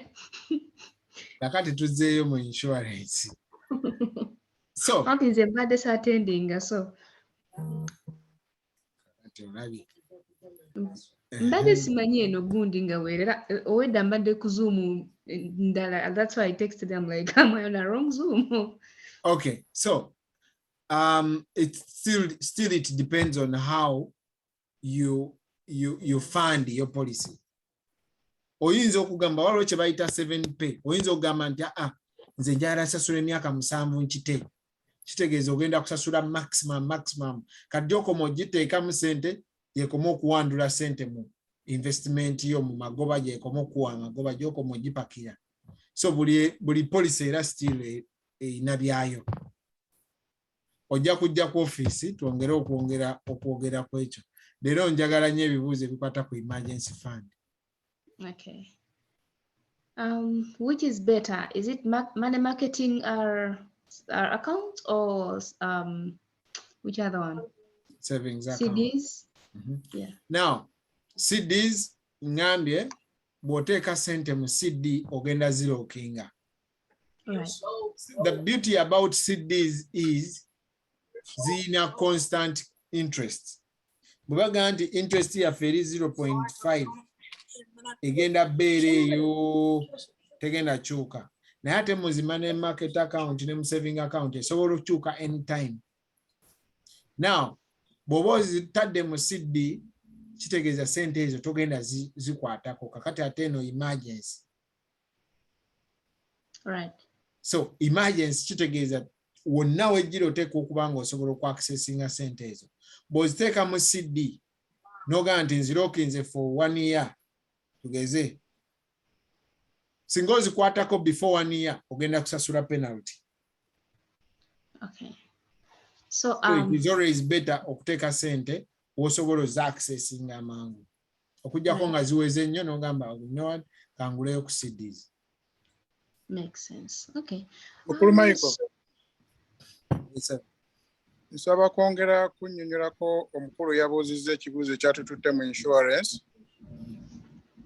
Yabadde abuuza nti asobola okufuna essente ezo singa aba afunye emergency ng'eddayo e Uganda naye nga yamanyi nti tajja kudda. Okusinziira ky'omunnyonnyodde kibuuziza kiri mu insurance naye ate olaba bwe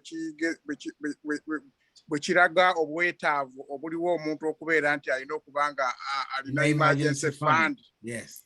Emergency fund omunnyonnyodde wano pena gundi emisolo gy'asasula awo kyokka eri ku emergency fund yo akajjayo akasente ke nga bwe kagira ki nga bwe kaliyo ate kaba kakola n'okukola okusinziira w'aba yakatadde.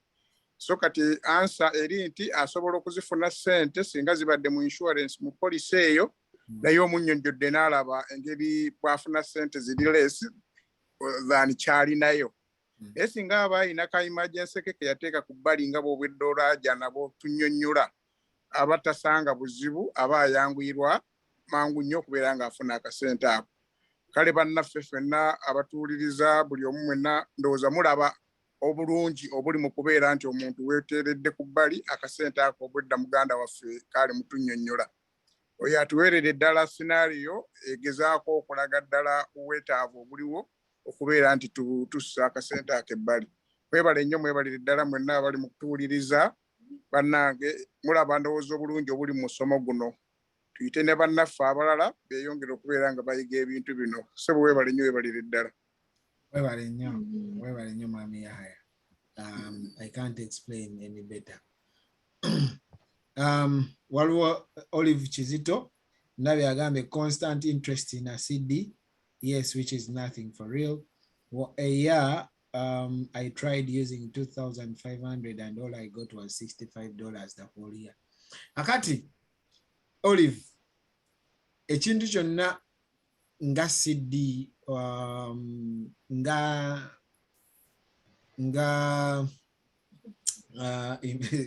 savings account, tosuubira kufunayo sente. 65 wafuna sente nyingi nnyo era eyo banka egaba sente nyingi. Ekyamazima waliwo kye tuyita rule of 72 tujja gyogerako nga tugenze mu investment.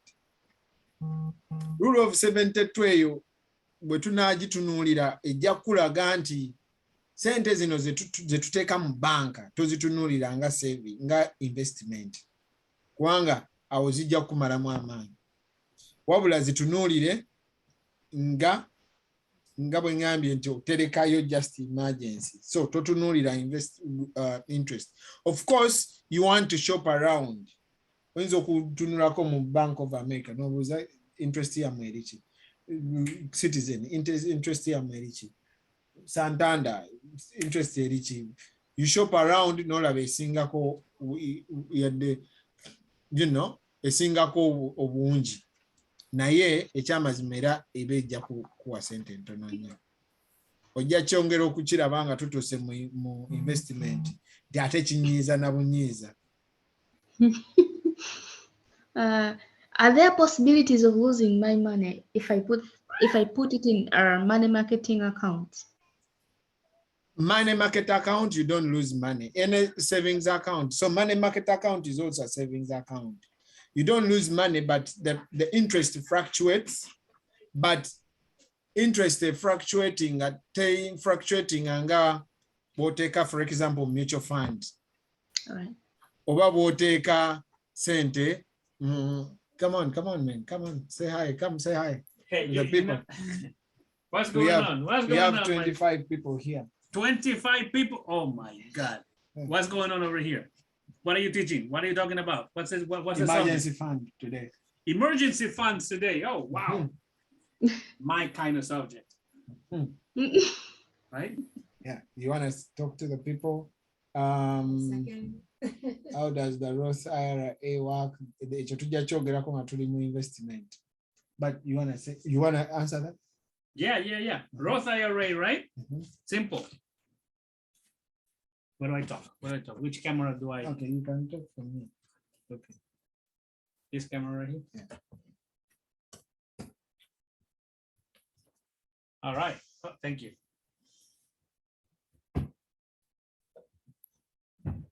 Let me be Michael's TA. All right, Roth IRA, right? Yeah. Simple subject. Starting from, in comparison to a traditional IRA, right? Don't see him. Really? Come now.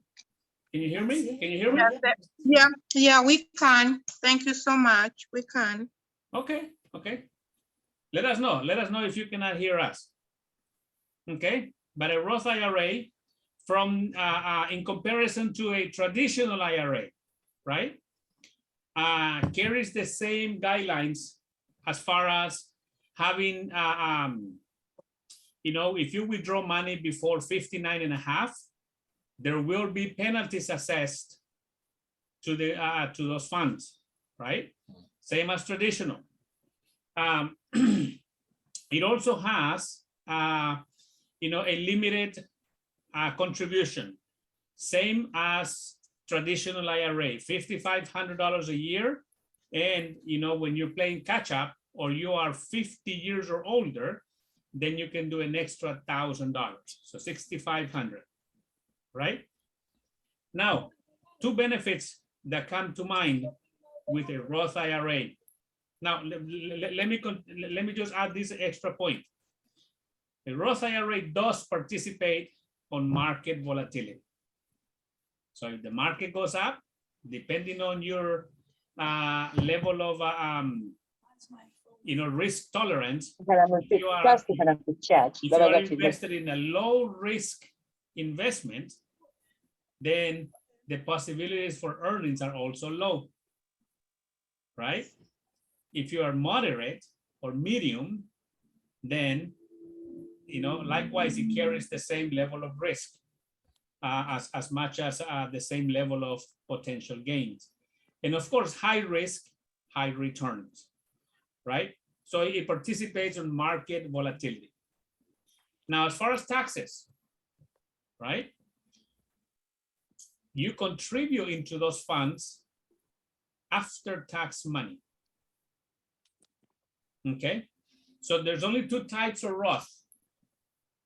A Roth IRA, which is individually that you set up individually, or a Roth 401k, which can be sponsored by your employer. Okay, those are the only two types of Roth products. Roth IRA, which is set up individually, or Roth 401k. They both carry the same guidelines. The difference is one is set up individually, the other one is sponsored by your employer. Okay. Now, because there are no tax implications on these Roth products, there is no minimum required distribution. Remember your 401k, if you've already discussed about 401k or traditional IRAs, today, 72.5 years of age, you have to take minimum required distributions on a 401k or a traditional IRA. On a Roth product, because there are no tax implications, there are no minimum required distributions. Thank you, Sergeant Amaya. Yes. Thank you. Okay, I hope Olive Chizito, you got something from Sergeant Amaya. Alex Amaya, big man here, mentoring us and coaching us. All right, I like what you're doing here. This is very good. Thank you. Right, and so this is the public. Okay. Every Thursday we have a public call. And people come in. Okay. Well, what questions do they have? Talk to me. I want to hear questions here. If you were in front of a financial advisor, what would be your number one question? What would you like to know?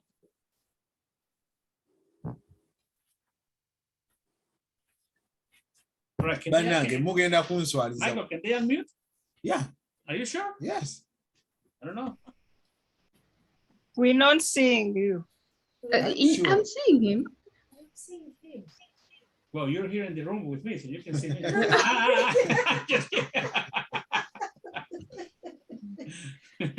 But again, if you can't see him, you can hear him. So simplify a question. No, we want to see him. Let us see him and then we look at the screen you. Screen How here does similar? Okay. All right. I have a question about IUL and the retirement package from my employer. Like how does it work? How do I get the retirement package put together with an IUL? Wow. Now, two different. This is like a two-headed monster, right? Oh my your employer, God. you know, your retirement package from your employer, and an IUL. Totally different, two different worlds in opposite directions. Your retirement package can be, you know, if you are a state or federal employee, maybe you have a pension. If you are a nonprofit organization employee, maybe you have a 457 or a 403. And if you are, you know, just a traditional employee for a traditional corporation, then there may be a 401k, right? Any of those are called government-linked retirement plans. Why they are called government-linked? Because of tax implications. You will forever owe taxes on those plans for as long as you have them and until the last penny of them.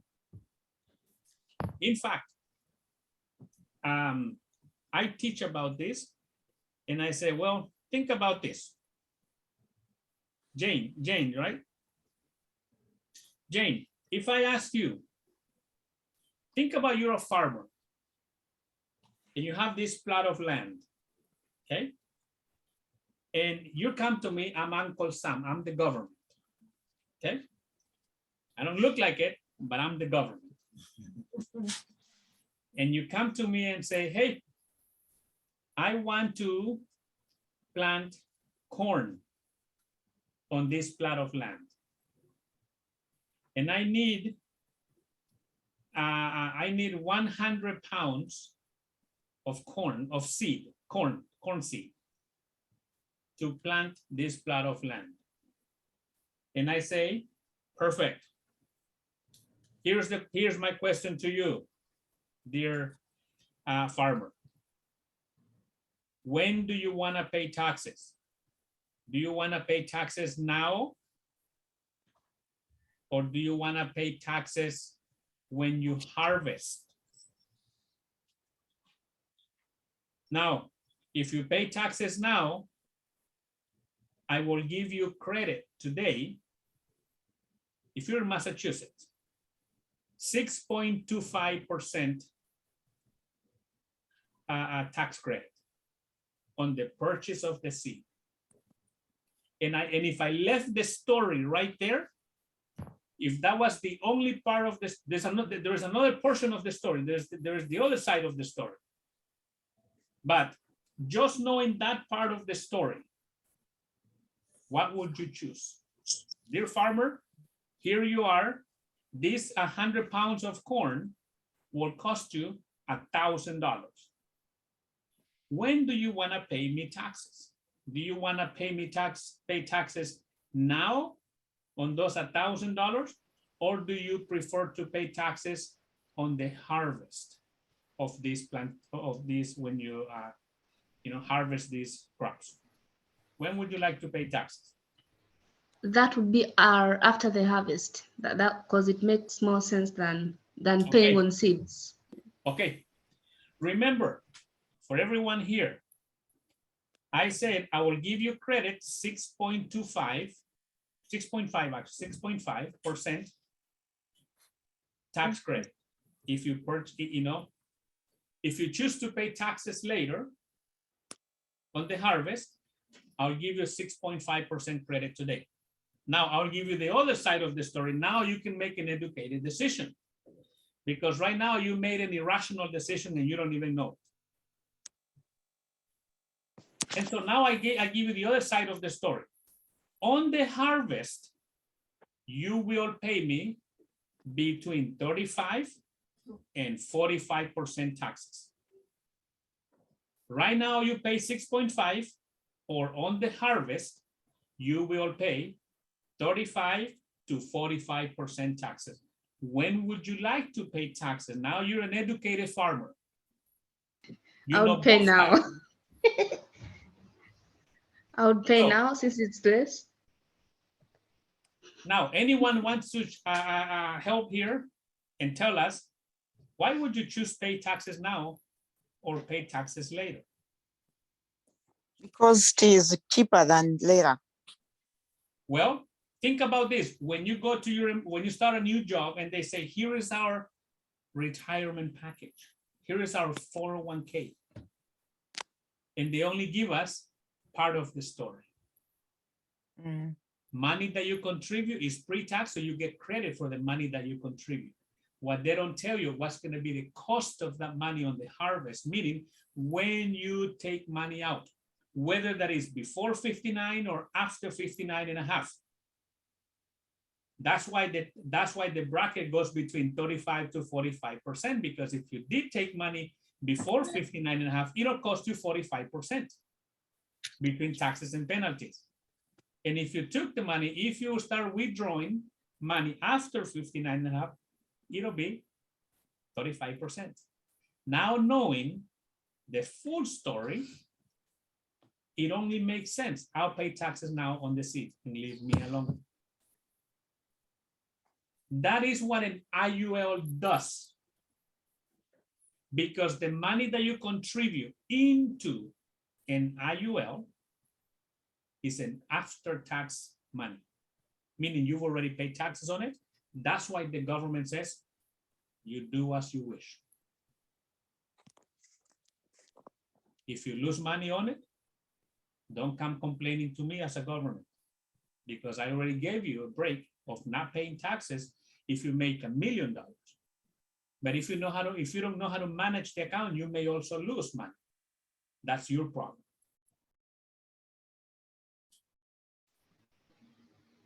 Can I Does ask? it make sense?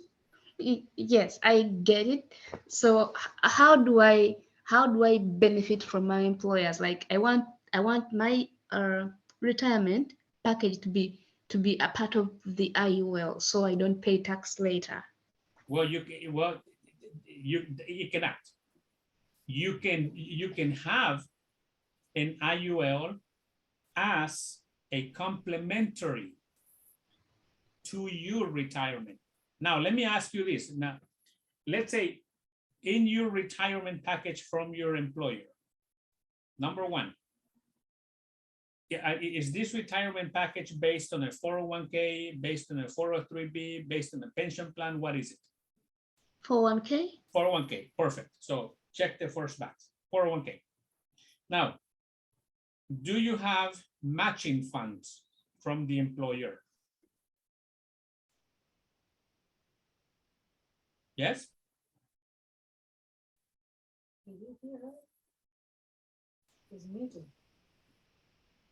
So I take it yes.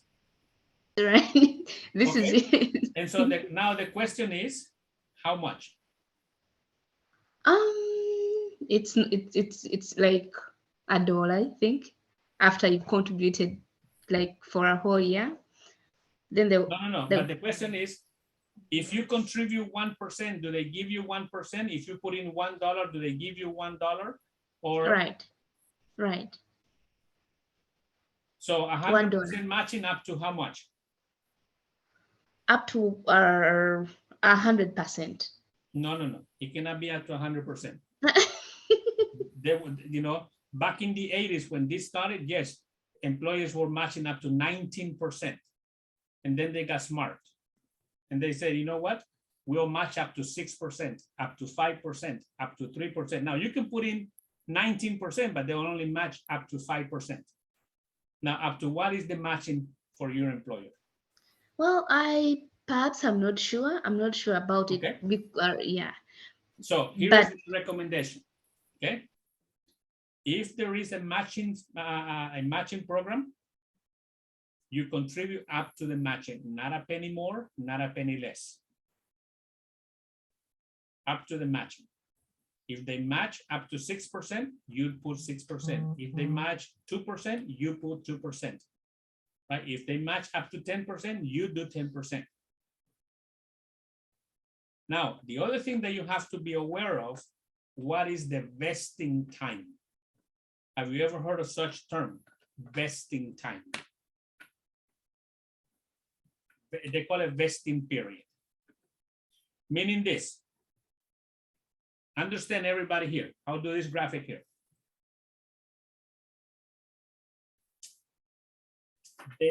Most companies have a 6-year vesting period.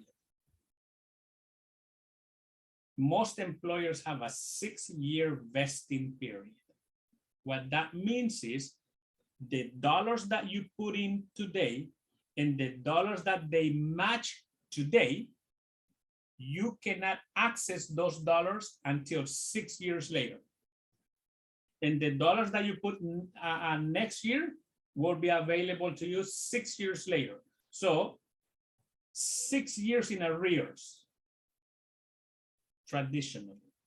Most of them have a 6-year vesting period, meaning if you start working and they say, well, we'll match 10% and we have a 6-year vesting period, and you decide to leave your job in 4 years, guess what? You're not taking what they put in because you didn't stay there long enough. Now, let's say you say, well, you know what? You decide to change jobs and you live in 7 years. Then guess what? You'll only take what you put in, what they match the first year. Because the second year hasn't met The 6 year, the third year hasn't met the 6 year period. So you have Okay. to work for 12 years. Make the 6 years. So, final question. Does it make sense if, for example, for people who haven't got it, does it make sense not to subscribe to it? So you just get all your paycheck and then get part of it into an IUL also. Well, have you taken our workshop number 5? No, not yet. Okay. Then Not yet. I highly recommend that you connect to our class number 5. Because we talk about investments, we talk about the differences. And if you ask me today, knowing what I know, yes, I will never put money into a government-linked retirement plan. Simply because of this. In this order, from top to bottom, who benefits most from a government-linked retirement plan? Number 1, the government. Number 2, of course, the government through taxes, through taxation. Number 2, your employer, the employer, because they get tax credits and tax benefits for sponsoring this for the government or for the employees. Number 3, your broker, whoever the fund management, meaning Fidelity, Vanguard, or whoever manages these funds. And lastly, if there is anything left, you as the contributor. In that order, the government, your employer, the investment fund, and lastly, the employer, the contributor. Now, in this type of plans, who is Fidelity's client? You, the contributor, or your employer?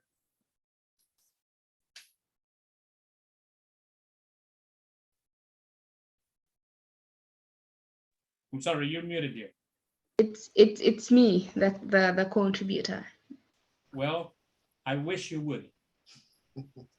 The employer. If you weren't working, if you What were was the not question? working, so the question is, who is Fidelity's or Vanguard's client? Is it you, the contributor, or your employer? The employer? The employer, yes. You are just the byproduct contributor. That's why they don't guarantee you anything. You make whatever is left after the high cost of doing business. It's true. Right? What do you So call you are not Fidelity's client. You are just a contributor of Fidelity's client, which is your employer. I know, it's disheartening, but that's reality of it. All right. What's going on? What else? All right. Thank you, Sergeant Amaya. Right. Any other question? I wanted more questions on emergency fund. Who wants to ask? Who is that? Sergeant? Sergeant, thank you so much for your explanation. My name is Angela. Anytime, Angela, anytime. My question is, how can I carefully, without looking at that exploitation you've just talked about, because I feel I'm working very hard, but on the other side, even if I'm being paid, in one or the other, I'm exploited. How can I carefully be able to benefit from this employer, depending on what Michael is teaching us at this time? How can you benefit from the employer? Yes. Yeah, wow. Michael, you got any ideas? Because, typically, you wouldn't benefit from the employer, right? In any way, shape, or form. You're there, they pay you, So, you know, they benefit most from you than you do from them. Right? Yeah. Yes. But I will say, right, you know, based on however long you have been with your employer, right? Yeah. That would be the only way that I would probably consider and say, you know, I've been with this employer for 20 years and I'm thinking around retirement in the next 3 years. I will probably stay with them just so I can, you know, fulfill my requirements for, you know, any benefits or any packages that they may offer, if there are any available to you when you first came on with the company, right? So see, most of the problems that happen, you know, when people retire is that most people have an age retirement plan. Yes. So if I ask you, I will ask you, Ms. You can Bauer, ask. I will ask you and I will ask Ms. Jane. 2 different age brackets. Fair enough? 2 different age brackets. So Ms. Jane, can you very briefly in less than 5 words tell me your retirement plan? Well, I've been working for Beth Israel, so now I dropped that job and I'm now working somewhere else. I just started with them. Yeah. Okay, well, see? So I had a plan with Beth Israel, which was cancelled because I left. So now I don't have anything with them. Okay. Just like you're saying, yeah. Now, Ms. Bauer, Mrs. Bauer, here's a question for you. The other end of the age bracket, right? What is your retirement plan? 67. 67? Yeah. Okay. What about Ms. Bauer? 67. 67 too? Oh my goodness. Well, guess what? Unfortunately, and sadly enough, you are already there.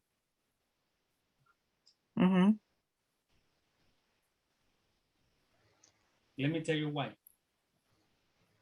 Ladies and gentlemen, everyone on this call here, retirement has nothing to do with age.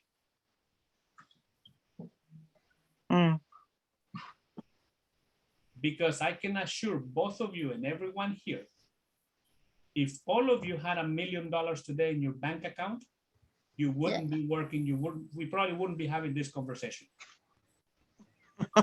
Because we have all been sold the idea of retirement being an age. Yeah.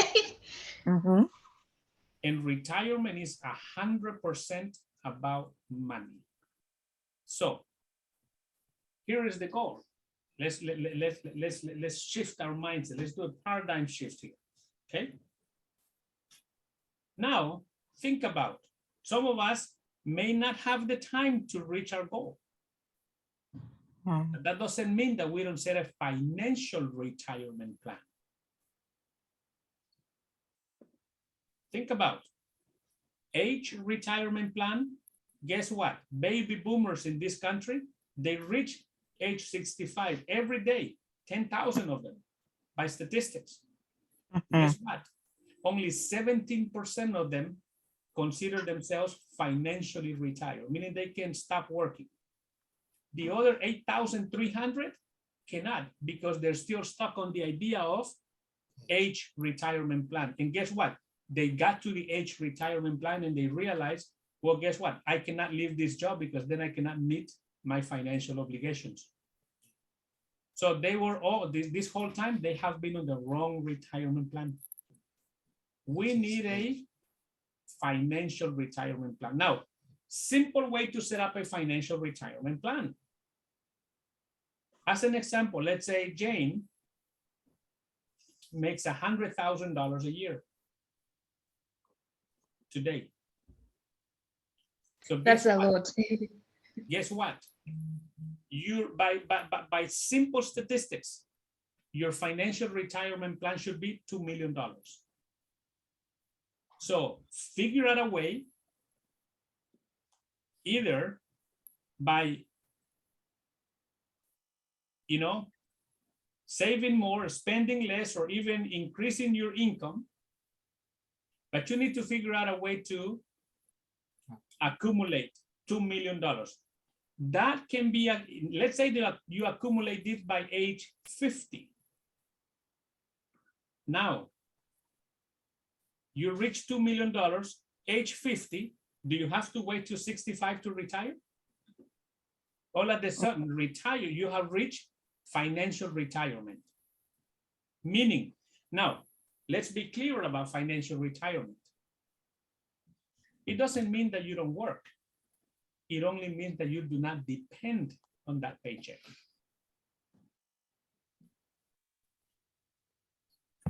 It means that now you work because you like it, because you enjoy it, because you know what? You make a difference, you help people, you do whatever it is that you do. It's no longer about money.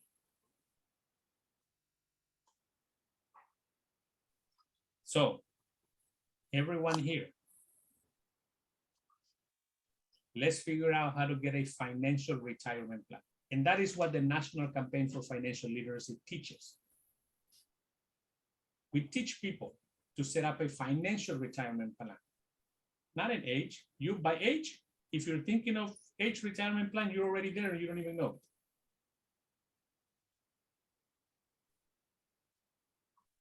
Fair enough? Okay. Makes a lot of sense. Thanks. So should I consider myself retired? Because No, not yet. I am retired. Because whatever I am doing is helping people understand how to build their lives. Do you have your $2 million already? Well, Yes or no? Michael, yes or no? I can explain. Yes or See, no? listen. It's a yes or no, Mike. See, he wants to go into assets. He wants to tell me I have this No, necklace, I no, have this no, ring no. that is worth, no. I have this land It's $2 million in the bank, in the earning interest. If not, you have a bunch of assets. And financial retirement plan has nothing to do with assets either. It's liquid funds that you can readily access within 24 to 48 hours. wow. Wow. So Michael, I know you're working on it. Definitely. And I know you're working on it. Definitely. And so you are the right person for this class, right? Thank you. You are the right person for this class. Thank you, Alex. There was a question here. I don't know why questions went into investment. I wanted to invite you to this class, but to specifically, I wanted you to talk about investment, of course, like you've done. But I also had a question for you, being a realtor and understanding everything about finance.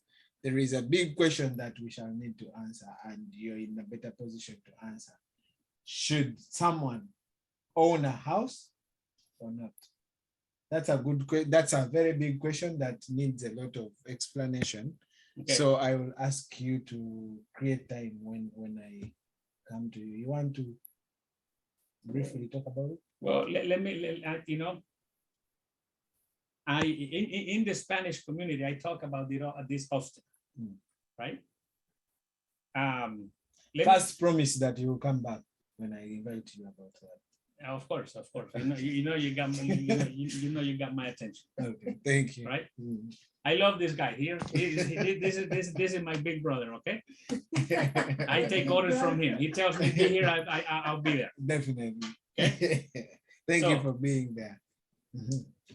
Real estate, big deal. Let me give you a couple of scenarios. If you bought a $240,000 home and you were paying 4% interest, okay? Is that right? In fact, let me, can I write with it? Where? Which screen? Right on this one.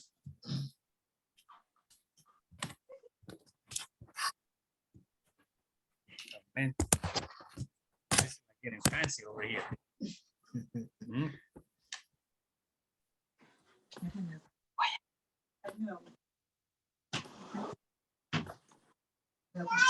Okay.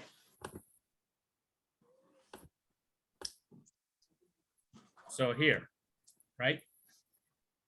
Excuse my handwriting. This is, you know, I certainly I couldn't, you know, I could have been a good doctor, I think. Right? So if you had a $350,000 home and you paid 4% interest in this house in 30 years, you would have paid $600,000 on this house. Okay. So the house really cost you 600,000, not 350.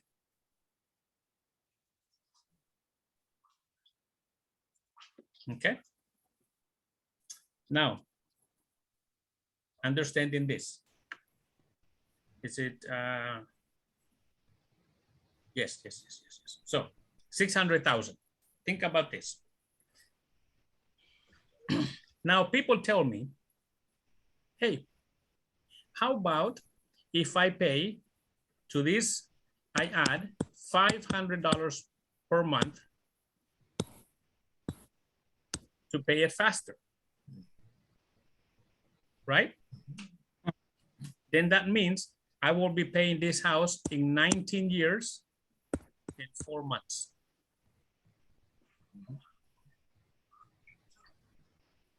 Right? And you would have saved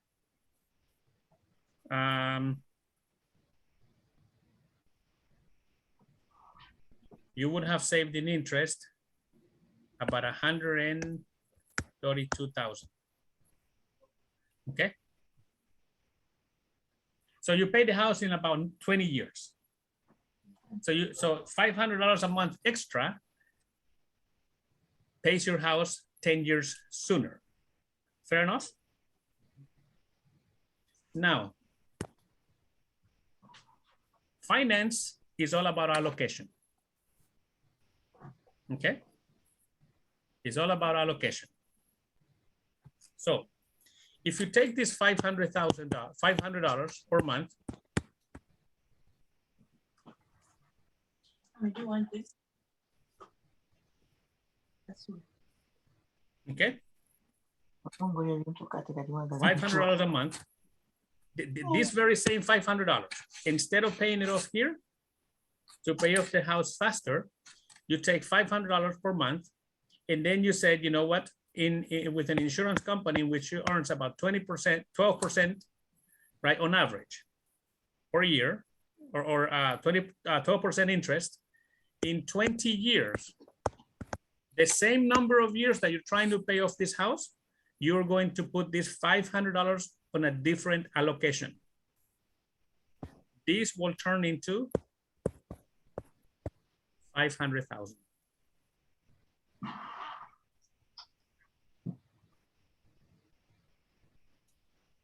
So where would you like to put in your $500? In the house, paying 4% interest, or in an investment earning 12% interest? What would you rather do? Pay 4% or earn 12%? On 12%.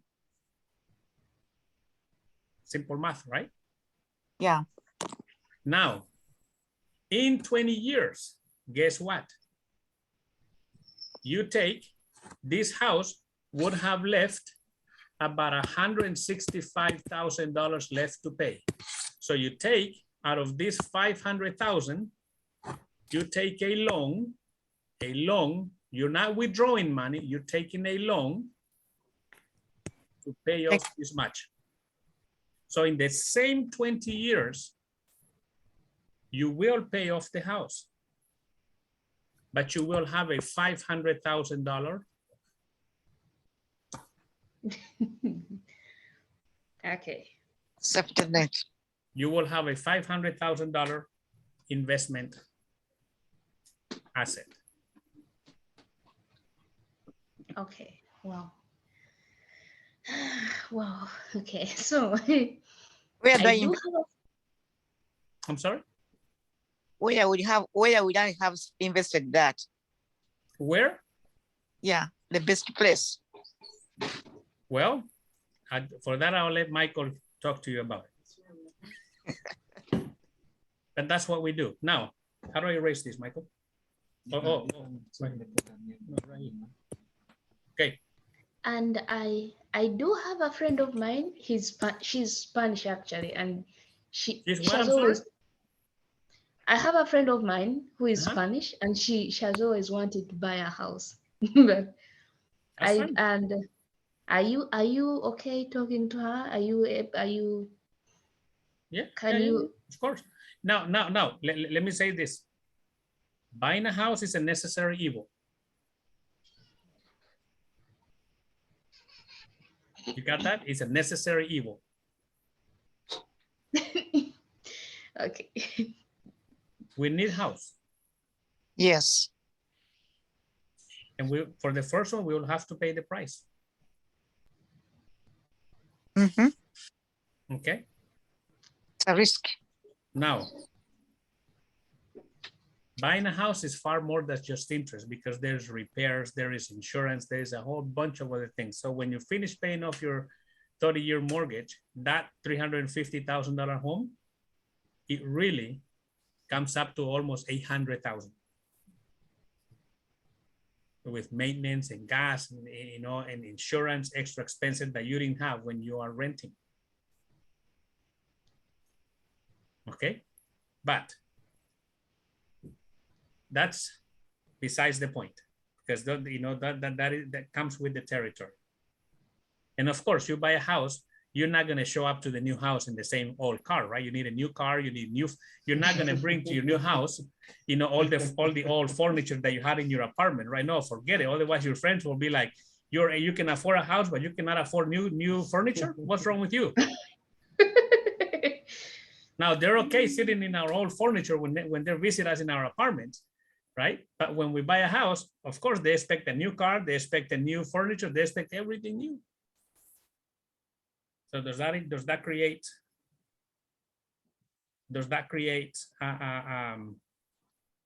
more expenses? Yes. Now, I'll break this down for you very quickly. Who asked me where, who was the one that asked about where can we invest? Who was it? Michael? Angela? Okay. Yes. Where is Miss Angela? Why is it that I don't see her here? I'm here. You see me? Oh, okay. Miss Angela. Okay, got it.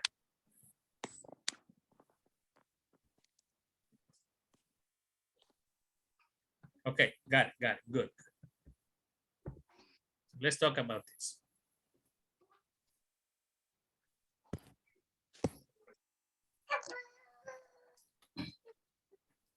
Let's talk about where to invest.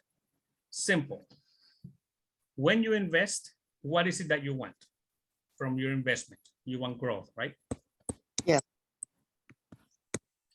And that growth, preferably you want it to be with compounding interest, right? Everyone here aware, know exactly how compounding interest works? No. No? Jennifer? No. Okay. Compounding interest.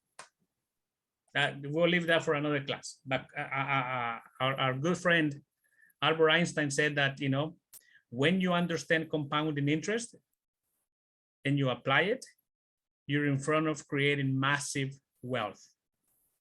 And when you don't, you're also in front of paying a massive price.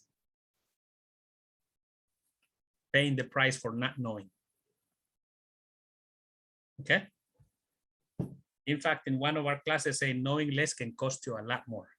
And that is one of those, compounding interest.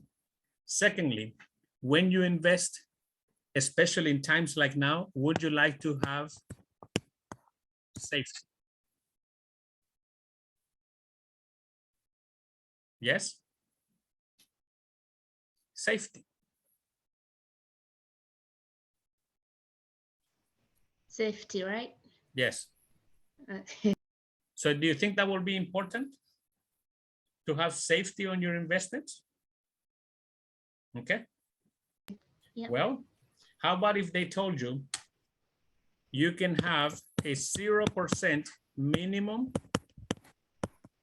interest guaranteed? Okay, minimum 0% minimum interest guaranteed when the market is negative. When the market is negative, will that be of interest to you? Well, that depends. But it looks like there's nothing I'm gaining. It's just whatever I put in there. Well, but we're talking about a 0% minimum interest guaranteed when the market is negative. The market is losing money. Market is losing money. You get 0%. Are you okay with 0% when the market is losing money? So would you rather get a negative or zero? Zero. Rather get zero. Because let me give you some figures just so we can understand here. Either we get 0%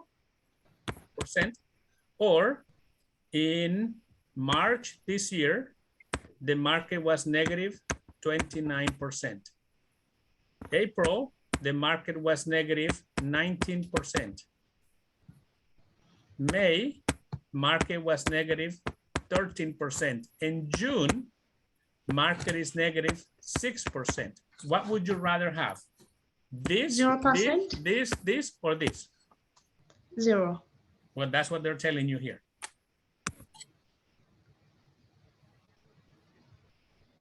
Fair enough?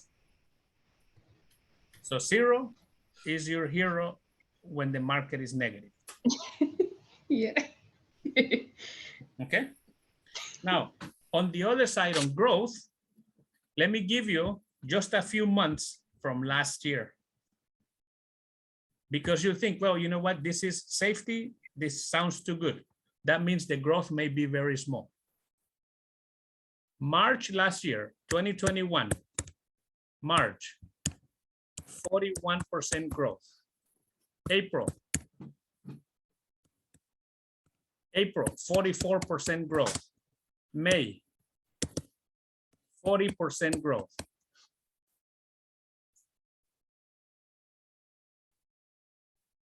Are you guys with me here? Yes, we are. So that means high returns, 0 losses. Are we okay with that? Yeah, Okay. no, yeah. Then we have the other component for the wealthy, tax advantage. Wealthy people, they don't care about how much interest they get. They just care about how much taxes they can save. And so tax advantage is just a fancy term to say pay no taxes on capital gains. So all the interest here, you don't have to pay taxes. Anytime on growth, on distributions or withdrawals, or anytime, no taxes. Does it make sense? And lastly, all of us, for those that have corporate jobs or any jobs, and for those that have families that depend on those on the income from those jobs, you want that to have income insurance. Anyone heard of income insurance? Yes? No. What type? What type of income insurance have you heard about, Jennifer? Isn't it the IUL thing that we do? Outside of the IUL, anywhere else, have you ever heard of income insurance? No. Okay. So that's what we do with the National Campaign for Financial Literacy. We teach about these things. Income insurance means in case of critical illness, chronic illness, terminal illness, disability,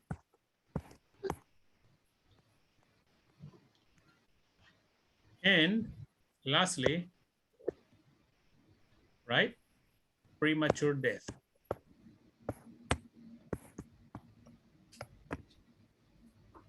Hello.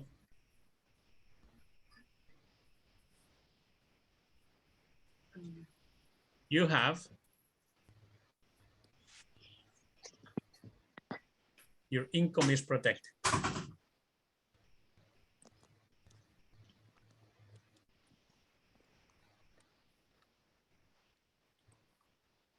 Now, this type of a strategy is not glamorous like buying stocks at Tesla or buying stocks at Apple or Amazon or anything like that. Mm. It's not, doesn't sound fancy, but it's powerful.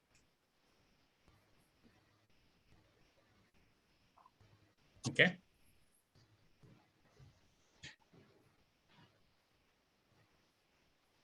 I think the session is over. Michael. Thank you. Thank you so much. Thank you, Sergeant Alex Amaya. Good job, man. I love you so much. I love what you're doing here. I like it. Thank you. Like trying to change our trying to community. educate our communities. That's what this is all about. Yeah. Right. See. Thank you very much, Sergeant. See, here's the thing, right? I know. We need more on that. We need a lot to know because most of these things we never know when we go to work. We just go pick a job and start working. We don't know what is even happening in the world. Yes. Yeah. We Thank you are. so much. We are in the wealthiest countries in the world. You don't want to find yourself retiring poor just because you had the wrong retirement plan. Okay. Right. So thank you so much. Thank you so much, you guys. night, Thank you guys. so much. Good night, Michael, everybody. thank you so much. Sergeant. I will definitely invite you again in the Let's do it. session. Make sure you create time for me. Hey, right now I just stopped to say hi and the sun. I find myself here giving a little bit of class. So and I'm excited. I'm happy for it. I'm glad that I stopped by. All right. Thank you. Thank you, Michael. Thank you, everybody. Good night. Thank you, Thank Alex. Okay. Banange ndoza lero tufunye overdose. Overdose, yeah. Yeah. Frank, and Wanji? That's agambye nti bw'oba oletayalinga olina okumanya ki what you want to do after retirement.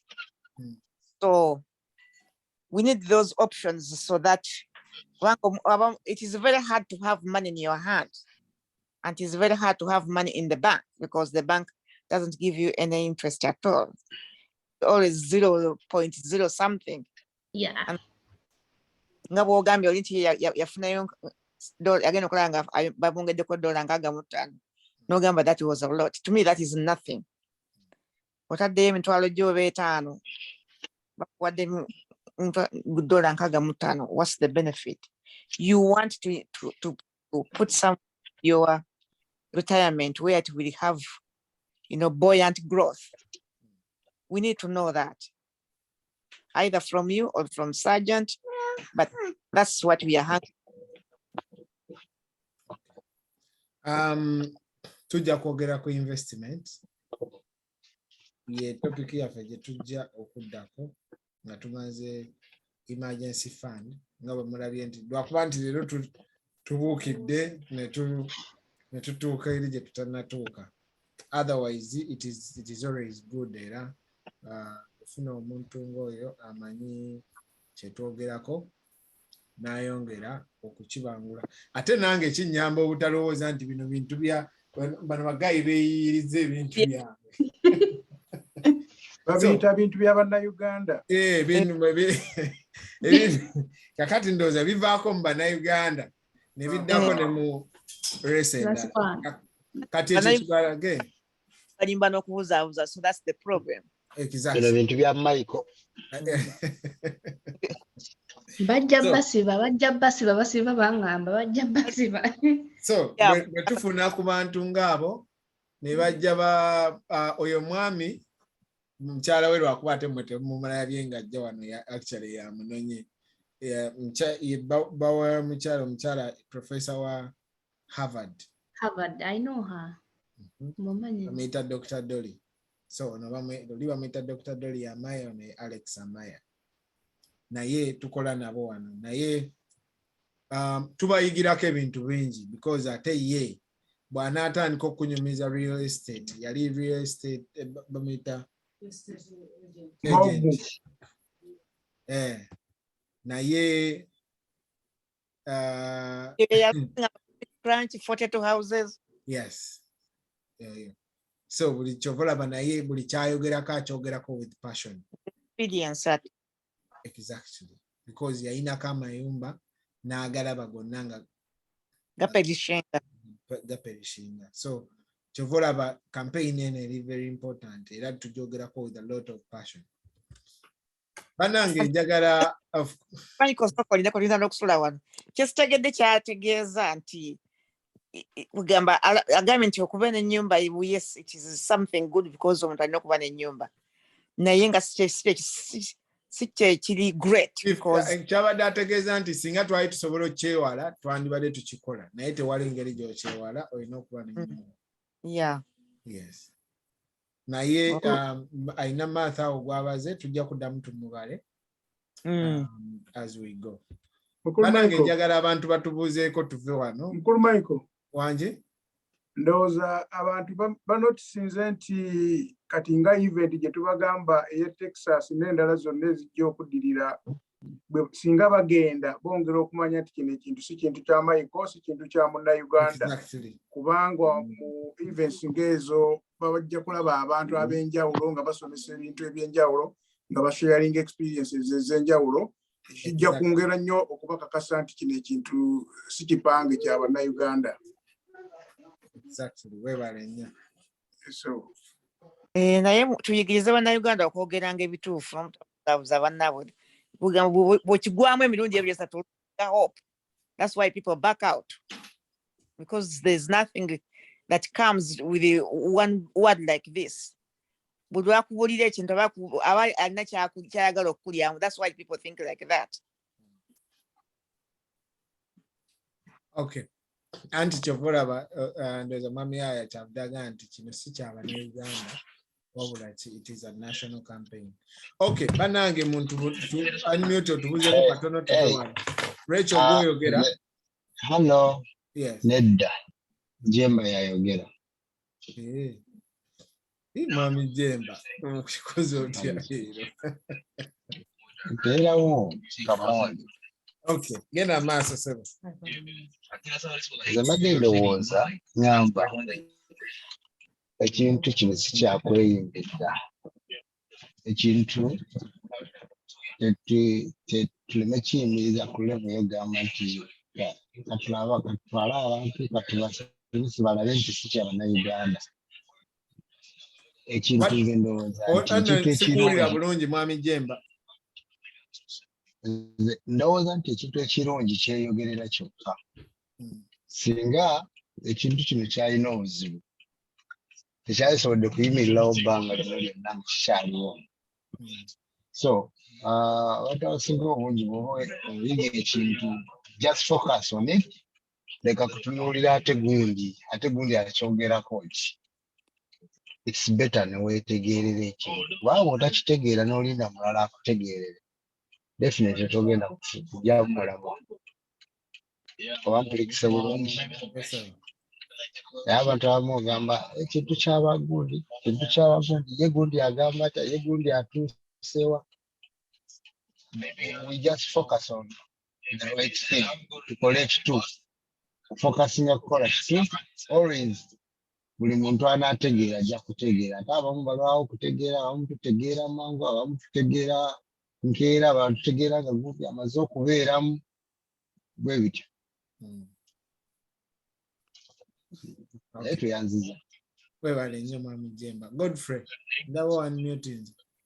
Godfrey Nawango. Ono Mwami Jemba atusomba oba mulala?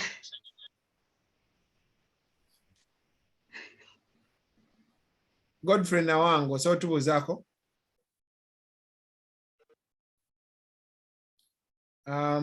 Hilda. Wangi. Mugyebaleko bannyabo ne bassebo. Kale nnyabo. Mwebale kutusomesa. This has been really good.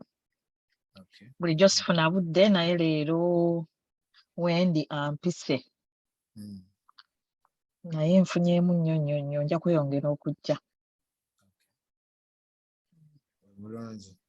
Webale nnyo Hilda. Derek.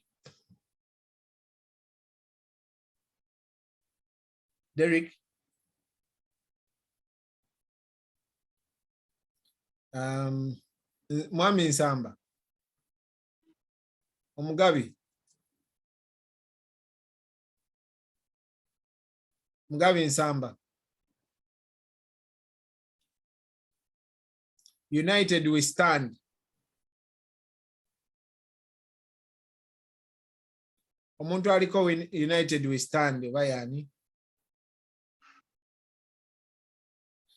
Okay, Zion. Tweyanzizza bannange naye nze mbadde nsaba ku awo omuntu bw'obanga okaddiye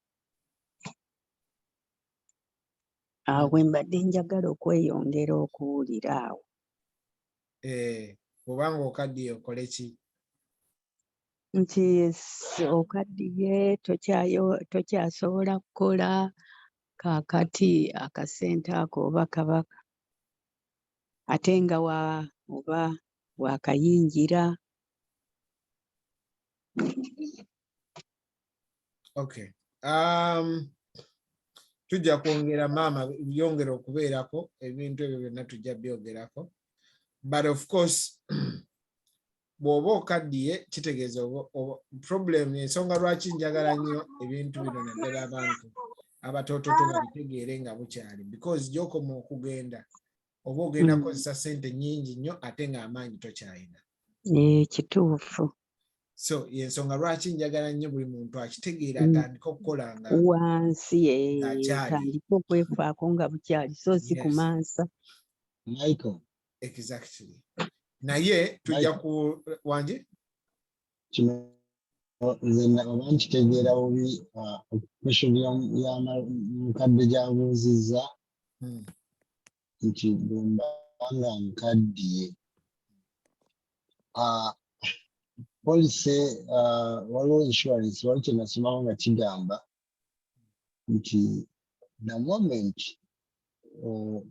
osobodde okugula policy eyo gwe kuba bagikuguza batunuulira emyaka gyo obusobozi bwo the moment ofunye policy eyo maama eyo policy eyo ejja kuprotectinga okuvaawo wagikoze eki wagifunidde emyaka gy'olina egyo naye lwakuba nti nga Mike wagambye nti kyetaaga n'ofuna policy ng'okyali naye wonna wogifunira egenda kuprotectinga ako akaseera koba ogikoze eki koba ogifunidde wotandikira kasita obanga tonnaweza myaka 8 ekiro kya policy nti wogifunira bw'ofuna ebizibu nga wakagifuna ye poliisi ejja kutandikira awo kuyambira awo. So toganagula poliisi weewulira nti kadi bannange saatandika nga bukyali ate kati neweesigula wooligulirawo. Yes. Neyanziza. Okay, webale nnyo. Webale nnyo mu Mijemba. Wangi? Ompiseeko nga siriiwo. Sebo mbale nkugamba tubuuzaako. Naye mukadde kuddamu nga Mwami Jemba bw'agambye tujja kwongera maaso. Kusaba linki eyo yennyini gy'okozesezza buli lwakuna ku ssaawa 2. Beerako. Kale Sebo. Neyanziza Sebo. Enyama. Nsamba. Era de bannange. Maamu Sebo. Anti bwotyo bwewatulamusiza bana ensimbi omusomo gwa leero naye kinoganye bulungi kuba I was up and down. Naye ebintu ebisinze okubeera nti neetaaga okwongera obiyingiramu ye 4OK. Is it 401K? 401K. Eyo kuba nagigulawo naye nja kwetaaga okuba naddayo nempuliriza engeri gy'abadde aginyonnyola oba ononyamba n'ogintegeeza omanyi ndwawo okutegeera. Then n'ensonga endala omwami yalina engeri gy'atubalidde ennyumba eno n'atubalira ssente zino ze twandibadde tuteekako okulaba nti tu-expeditinga ensasula ya looni eyo. N'atulaga nti ssente ezo ate zisobola okukola amagoba n'osigala ng'ate ogisasudde era mu budde obutono. Akantu ako kankutteko nnyo. Era omusomo gwa leero ngufunyeemu nnyo Mike. Okay. Wabula olw'okuba nti ebimu ngenze embuukabuuka bwenzira eno bwenzira eri, I think I may have to go back. Bonooba ogitaddeyo nziremu ngirabe nga ndi settled bulungi nnyo. Okay. Kale, webale nnyo. Maureen? Nendaba ezasooka okubeera nti mbeera mu line y'emu. Mubadde nga mugenda mu kinambalinga? I don't think so. Sijjukira naye Waba kibanga teziriiko namba then kiba kizibu okumanya nti this was the starting. I think kuliko numbers. Siri sure. Okay. Then kijja kubeera kyangu okuba kuliko numbers. Oba omanya nti eno bwe ngivaako nzira ku eno. But it was a very, very nice presentation. Next time umukomye yourself. Okay. Kale, webale nnyo mugabe. Maureen? Wangi? Tubuuzeeko. Musiibye mutaba Sebo ne bannyaba. Tusiibyeyo nnyabo. Ani yakuinvite nze Maureen? Wendi. Webale kujja. Kale Sebo namwe basanga. Maureen oba obuuza abasajja tofukamira. Nafukamidde kati ate mu mwanda sibadde siri ku vidiyo. Oyina kyofunyeemu olwaleero Maureen? Bizinensi y'anaakajja. Obwedda n'otala n'akatuuka. You lost. Yeah. Yampeereza nga nnyina gye ndaga mu kkubo eryo. Ndera kati kwegamba tebyofudde byange. Olwokuna ssaawa 2 jjako byonna osooka owulirize. Okay. Olwokuna ssaawa 2. Okay. Jjako byonna okize. Ani oyo yayogera? Nze bampita Angela Nalubowa natandikiriza mpolampola naye benefiti. Angela Nalubowa. Okay.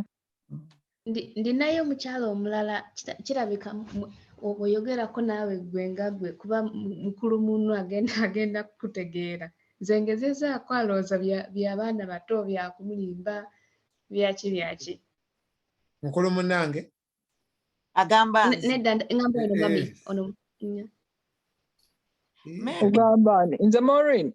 Sometimes omuntu waba alina obulwadde obumuluma. Kati nze nenkana myaka ki? Ayinza okugaana ogenda. Sigwe kuba sikulaba gwe ngamba ono mami waffe ono Angela. Yes. What I'm saying, omuntu ng'olwadde bumuluma naga nti nange mpulira wano wannuma. Nga tigendako mu ddwaliro nja kugenda.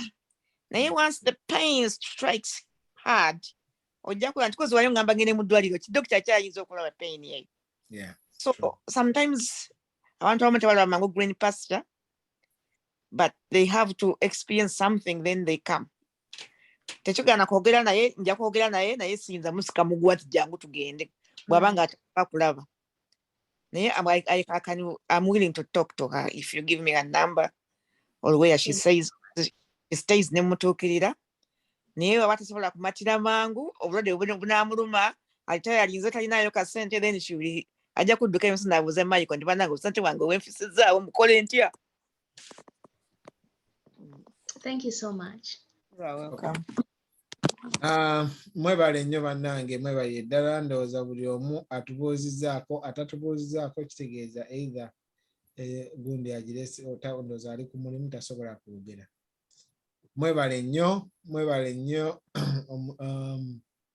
sheno ebeerako ku YouTube oluvannyuma ne ku Facebook tubaddeko live, so osobola okuddayo n'oyongera n'oddamu n'osoma. Michael Jennifer nga tatubuuzizzaako.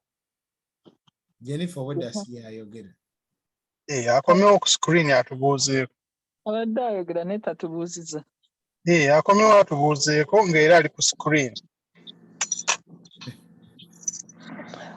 Pozi sebo oyagala nfukamire ku buliri. Gwe jangu ku screen tukulabe otubuulize ddala bulungi kuba program ewedde budde bwakwebuuza. Naye bw'otafukamira kasita obeera ng'oli ku screen. Gwe sikulaba. Nze bw'olaba Michael oba ondabe nga bw'olaba Michael. Kale bannaye ngenda baleka musube bulungi. Bw'oba olina omuntu gw'omanya Texas, ennaku z'omwezi nga 21 tugenda beera n'omusomo ogw'amaanyi Texas. Omusomo gwa national wangi? Mujja kubeerako ku Zoom? No, it's a conversion egenda beera mu kisaawe. So abantu bava e Canada ne bava mu America bagende basome. Okay. Okuyingira $175. Mujje tugende ffenna tusome bannange. Tugenda mu binyumu ne tugenda mu biki. Kati weeweeyo ogambe nti bannaye kangende nsomeko ate ku bintu ebigenda okunnyamba nange mu bulamu bwange ng'omuntu. So ndowooza nti ekyo kikulu nnyo. Office yaffe wano e Burlington ebanzigule ku 83 Cambridge Street. Kuyitawo okwo twogeremu ku bintu ebikwatagana ku finance, ku bintu ebikwatagana. Michael, mukyala nakandi yagambye from the 15th nembeera confused. No, from so kati ffe tugenda beerayo from the 15th nga tusomesa ab'e Texas. Naye nga conversion eyo eriyo okuva nga 21 mpaka 23. Okay. Yes. So naye nga ffe tugenda kubeerayo okuva nga 15. Okay. Yeah. Wanje? Jennifer ansabye homework okukola. Texas nene, Texas kitundu. Texas, Fort Worth, Dallas. Okay. Yeah. So tugende okuyingira $175. Osobola okumpeereza kunkubira akanamba n'ongamba njagala registeringa. Ne twenyiga, osobola okujja ne tusula ne twenyigaanyigaawo ne twebaka n'ogenda n'ofunako ku information. Information is power. Gy'okoma okusoma, gy'okoma okwongera okubanguka n'okumanya ki ekyokukolera ssente. So Jennifer ndowooza mukyala Angela ayagala oba omuwa essimu yo, something like that. Simanyi. Yes. Oba oyagala ngimuwe simanyi. Right. What is right and what is yes? It's easy okumuforwardingira than okutypinga wano ate naye atypinge. Okay. Okay, banange mwebale nnyo. Michael nina kyembadde nerabidde. Banaye essaawa 5. Then nja kufuna mu budde obulala. It's okay. Ani ono ayogera? Mugabe. Mugabe buuza. Ku kyagundi ku kya account eno gye wagambye erina okubeera obuziba. Yes, emergency. Yes, because nina gundi generally nziguddewo gye mbadde nsuubira nti yo naye okusinziira nga bw'osomesezza olwaleero kitegeeza yo teba emergency fund kuba mba nzirabako bwe so kati amakulu nti ate nina okufuna endala eri hidden bwe mbeera nti bwe nzijja kuno nkasuka eri gy'otalaba. Yes, naye kati awo bw'ebanga eri mu banka ndala I don't know whether how the charges might be okubeera from one bank to another. I don't think it's too much. It's anti-charges nyingi. They're charging. I think they don't charge if you're transferring money directly from your. That is from the same bank. If you're within the same bank, different account, that's okay. But I'm talking about having one in Bank of America where you receive your paychecks, and then you have another one maybe in Wells Fargo. The easiest way is kufuna a certain percentage of percentage oyagala oteekayo n'oziwa human resource wano omulimu bikolere ku mulimu buli sente lwe zitakutuukako zangu okutereka bikolere ku mulimu boobawa information bo bajja kikkolera nga tebakusazeeko kintu kyonna. Yeah, kituufu babeera nti eno bakasukayo percentage eno ne bakasukayo percentage. Yes. Thank you. No, transferring a cent is free from different banks. I do it on mine. I have a citizen account. Discipline ebula. I know. Yes, that is why njogera ku kiri ekya direct transfer, direct deposit. Yeah.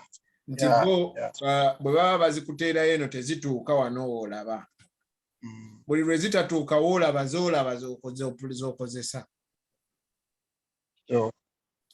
Banange so ku musomo gwa leero kyenjize nti twetaaga eno ebeera nga checking account or saving then n'obeerako oba n'endala wogamba nti kati wano wenteeka savings zange in case ntwadde biki naye ate n'obeera n'eri yo gy'ogamba nti eno ya investment eyo gy'ogambye eyo n'ebeera ng'eri ya investment ya kizibu nnyo eyo kwegamba tomaana okusooka neweebuuza ne ku bajjajja okugituukako olina okukola consultations eziwera.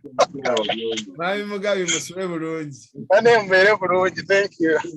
Okay, bana tumeetinga olwokuna olujja same time sawa 2 ezo East time.